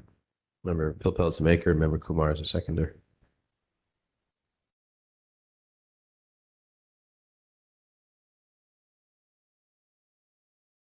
We have one hand raised in the online community. Okay, I'll allow it briefly. We're on public comment. Oh, I'm sorry. We are on public comment. Yes. If it's a member of the public that has not already talked, yes, they may talk. Hello, caller. Are you, would you like to make a public comment on item 9? Yes, please. May I? Yes. 3 minutes? Thank you very much. Your 3 minutes begins now. Okay. I watch most of the police commission meetings, and I can attest that non-specifically agendized matters regularly come up in these meetings in passing, and they are often agendized if there is a question about further action. What occurred here was a brief discussion about an issue of public safety, our safety. Commission reports are never specific. You can look at every agenda of the police commission for the last, I don't know how many years, and they literally just say commission reports. There's no specific, this commissioner is going to discuss his work on DGO 9.07, for instance. The abuse of this complaint process should not be countenanced by this body. I want to say that I know that this body is here to investigate complaints and probably never really considers the motive of the individual who filed the complaint. But I do think that you should be aware that this complainant has literally spread lies about Commissioner Yanez and me, his wife, in an attempt in order to further his anti-police oversight agenda using his MAGA playbook of just asking questions. As I'm an attorney, I'm an officer of the court, and this particular complainant has shown nothing but contempt for truth and for ethics. I beg this body not to countenance this attempt to discredit someone with whom the complainant disagrees politically. Thank you very much. Thank you. Thank you for your comment. Can I just ask the caller if you want to identify yourself for the minutes? She did. Yes, I'd be happy to. My name is Ilona Yanez, and I am an attorney, and I am married to Commissioner Yanez. I got that. Okay, thank you. Thank you. We have no other hands raised. All right, public comment is now closed. Let's take a vote on this. I had a comment after the vote. Sure.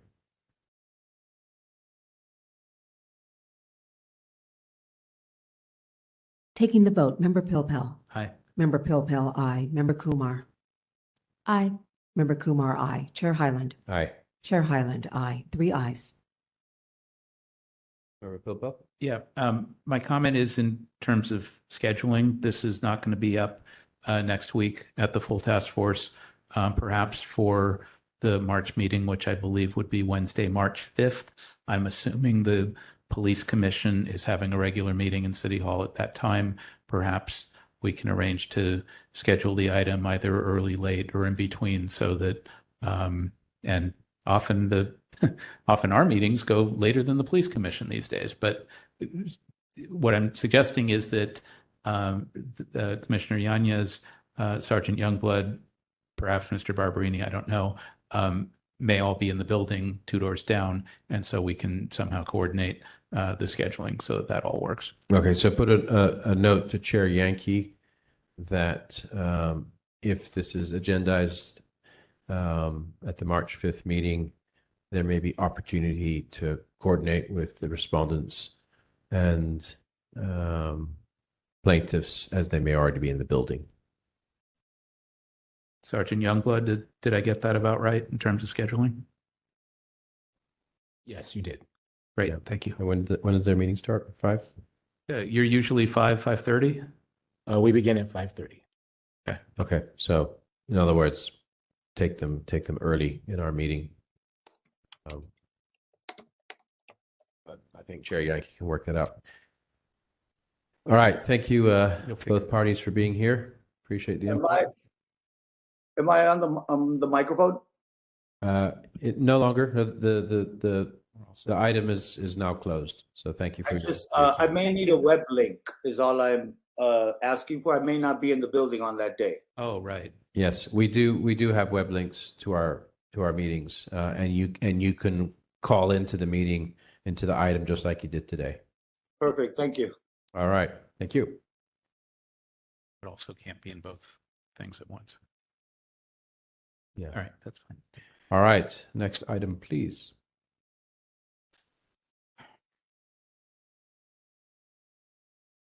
Item 10, announcements, comments, and questions. Announcements, comments, questions, and future agenda items by members of the Complaint Committee. Except that it's EOT. EOT. Yes, we'll ignore that slight because we like the Complaint Committee.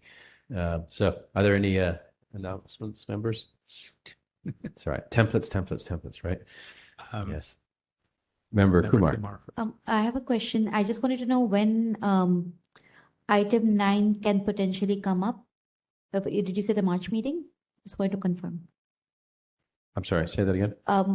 Will item number 9 potentially come up in the March meeting? It's up to Chair Yankee to schedule. Okay, Yeah. thank you. Yeah, and I'll have a word with him. Yeah. Okay. Member Pilpel, anything for the good of the order? I was just suggesting that all of the items from tonight aren't going to make it to next week, so may likely be at March full task force. Yes, to Chair Hyland and Ms. Peterson, have we now, to your knowledge, exhausted all of the pending items that were at EOT? Are we now caught up, or is there something hanging out there? Yeah. So what do we have that's what future items do you know of that we might have? One moment, please. Why don't you tell us where you're leading with this, Member Pilpel? I suspect I know, but go ahead. Well, I was going to say, if we're now up to date, which is great. I think we're close, yes. Okay. Presumably the NEHA matter might be back before us for March. I think we mentioned last week that the city attorney training was already put to bed for this year. I would like us to discuss the training program in general and specifically for future years and invite whoever's currently handling that in city attorney land to come and discuss. And beyond that, there are a number of other issues. I didn't make a list. I didn't bring a list tonight that I think we should be working on proactively in the areas of, wait for it, education, outreach, and training.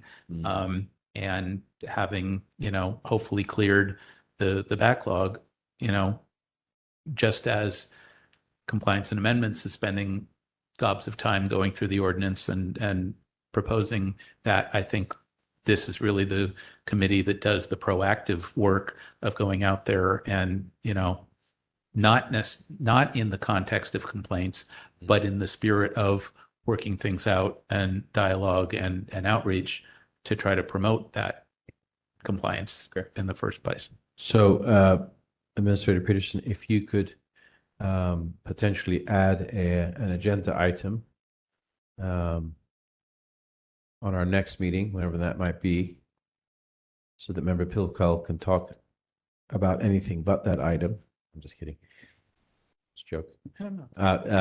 Agenda item discussing future EOTC projects, if you like. Do we want to craft maybe an invitation to the body that forms that training first, and then invite them, rather than just have them show up with an agenda title and just open discussion? What we did years ago, and I'm certainly open to doing this or doing something else, is to just invite whoever and say, okay, we've seen your training module. We agree with much of that, but we have some other perspectives. Can we just dialogue about it? Yeah, let me reach out as chair to who is now responsible for that. Just say, this has been percolating for a while. Would you be interested in an open discussion? Coming to our board. If you have a board, we'll come to you, whatever it is, and just let's see what we can do to put our minds together. I'm not suggesting that it be adversarial or confrontational. No, not at all. Not at all. It's just I think in our last full task force, we brought up, was it in our charter that we provide advice to? Yeah. So that would be useful to know what that is. Yeah, I mean, that could be a phone call or an email from you to Jen Court in City Attorney Land and have her, say who can show up or whatever. If you've got a better way, that's fine too. No, that's fine. And what's the section there that we? I'm finding it. 1 second. Okay.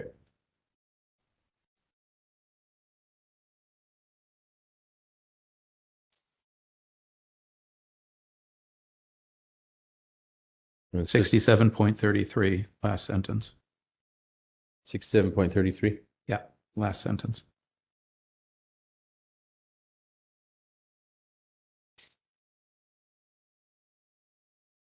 Annual training shall be provided by the San Francisco City Attorney with the assistance of the Sunshine Ordinance Task Force, period. Perfect. All right, I shall lead with that. Thank you, Member Pilpel. Member Kumar, you had a comment? I would like to know the date of the next EOTC meeting, please. The date? Yes. Good question. It is. Just a moment. Because are we odd or even? I know we've moved around so much now. Odd. Or odd, so presumably March? Fourth Tuesday in March 25th. I just wanted to let you know that Permission denied. Just kidding. I'm on a holiday that week with my husband, so not around. Like I said, no. Okay, so we're noting that Member Kumar will not be available for March 25th. 1 second. In order to address that, are you perhaps here the week before? Yes, I'm here the week before. I'm away from the we are away from the 22nd to 31st. The week before is the regular meeting of the complaint committee. Right. That's what I was going to say. Could you discuss with complaint if we could swap Tuesdays, perhaps? Let me just make sure I'm available. Hold on. I'm sorry, Chair. Hold on. Who is available? Me. I'm just going to check my schedule 1 second. Okay. Since we're doing this now. So it was going to be the 25th, but we're thinking of the 18th. Is that what we're thinking? Yep. Yep. Yes. Yes, that works for me. Member Kumar, that works for you? Yes, I'm around. Yes, thank you. Okay. And Member Pilpel? Yeah. Okay, so potentially a switcheroo with complaints week 3 to 4. It's complaints is the 18th, right? Yes. What if there is a conflict with the 45-day goal of hearing matters initially? Well, we're going a week. 67.21, then we move it to EOTC? Yes, we heard it. Stay within the 45 days? We can hear complaints if necessary, yes. Okay. Because, you and I will discuss what we actually have. So we may be taking on some complaints anyway. So, yeah. Okay. Yeah. Okay, so potential. All Yep. right. And if we have an update on that for next week's full task force meeting, then we could make it all happen. Thank you so much. Well, better to have you here than not. All right. Public comment? Sure. Any other comments, or is that a wrap? Yes. Okay. So just as an example of a potential agenda item, if we had, and I could spend time writing a guide to 12L, or how to deal with these districts, or, model public comment policies, or whatever the heck, there are any number of directions we could go with that. And so, Yeah, you could even we could agendize those, and then you could send a draft to administrator, and then we could discuss that draft and then move it on. Yeah. So we can do a catch-all thing of EOTC subjects of interest, and then 12L CBDs, sunshine training, right? Those three things together is one agenda item, and whatever we have ready, we discuss or continue. How about that? All of that's fine. If we also got input or direction from the full task force saying it would be nice if we had a policy on fill in the blank, can EOT spend some time on that? That would be fine too. Yeah. I mean, I mean, those two things are definitely timely, and we've been talking about them. Yeah. And it came up on our annual report. I was actually going to do something on 12L, but fine. held back because of the annual report. But it'd be nice to have a primer. That's kind of where we're going with this, right? Yeah. Yeah, I got you. Okay. I mean, I don't mind educating people, but we shouldn't have to reinvent the wheel every time. Every time. It's So, Ms. Peterson, what we're going to do is we're going to create an agenda item for the March 18th meeting to discuss possible EOTC topics of interest, sunshine training, sunshine training, 12L,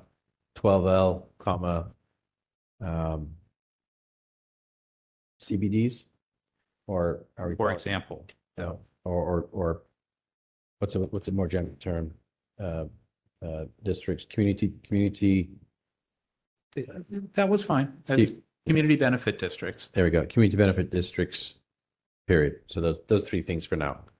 And that way we can, if you get any material from Member Pilpel between now and then, you can post it as part of the agenda, and then discussion and action, I guess, or just discussion. I actually had something I was working on jurisdiction.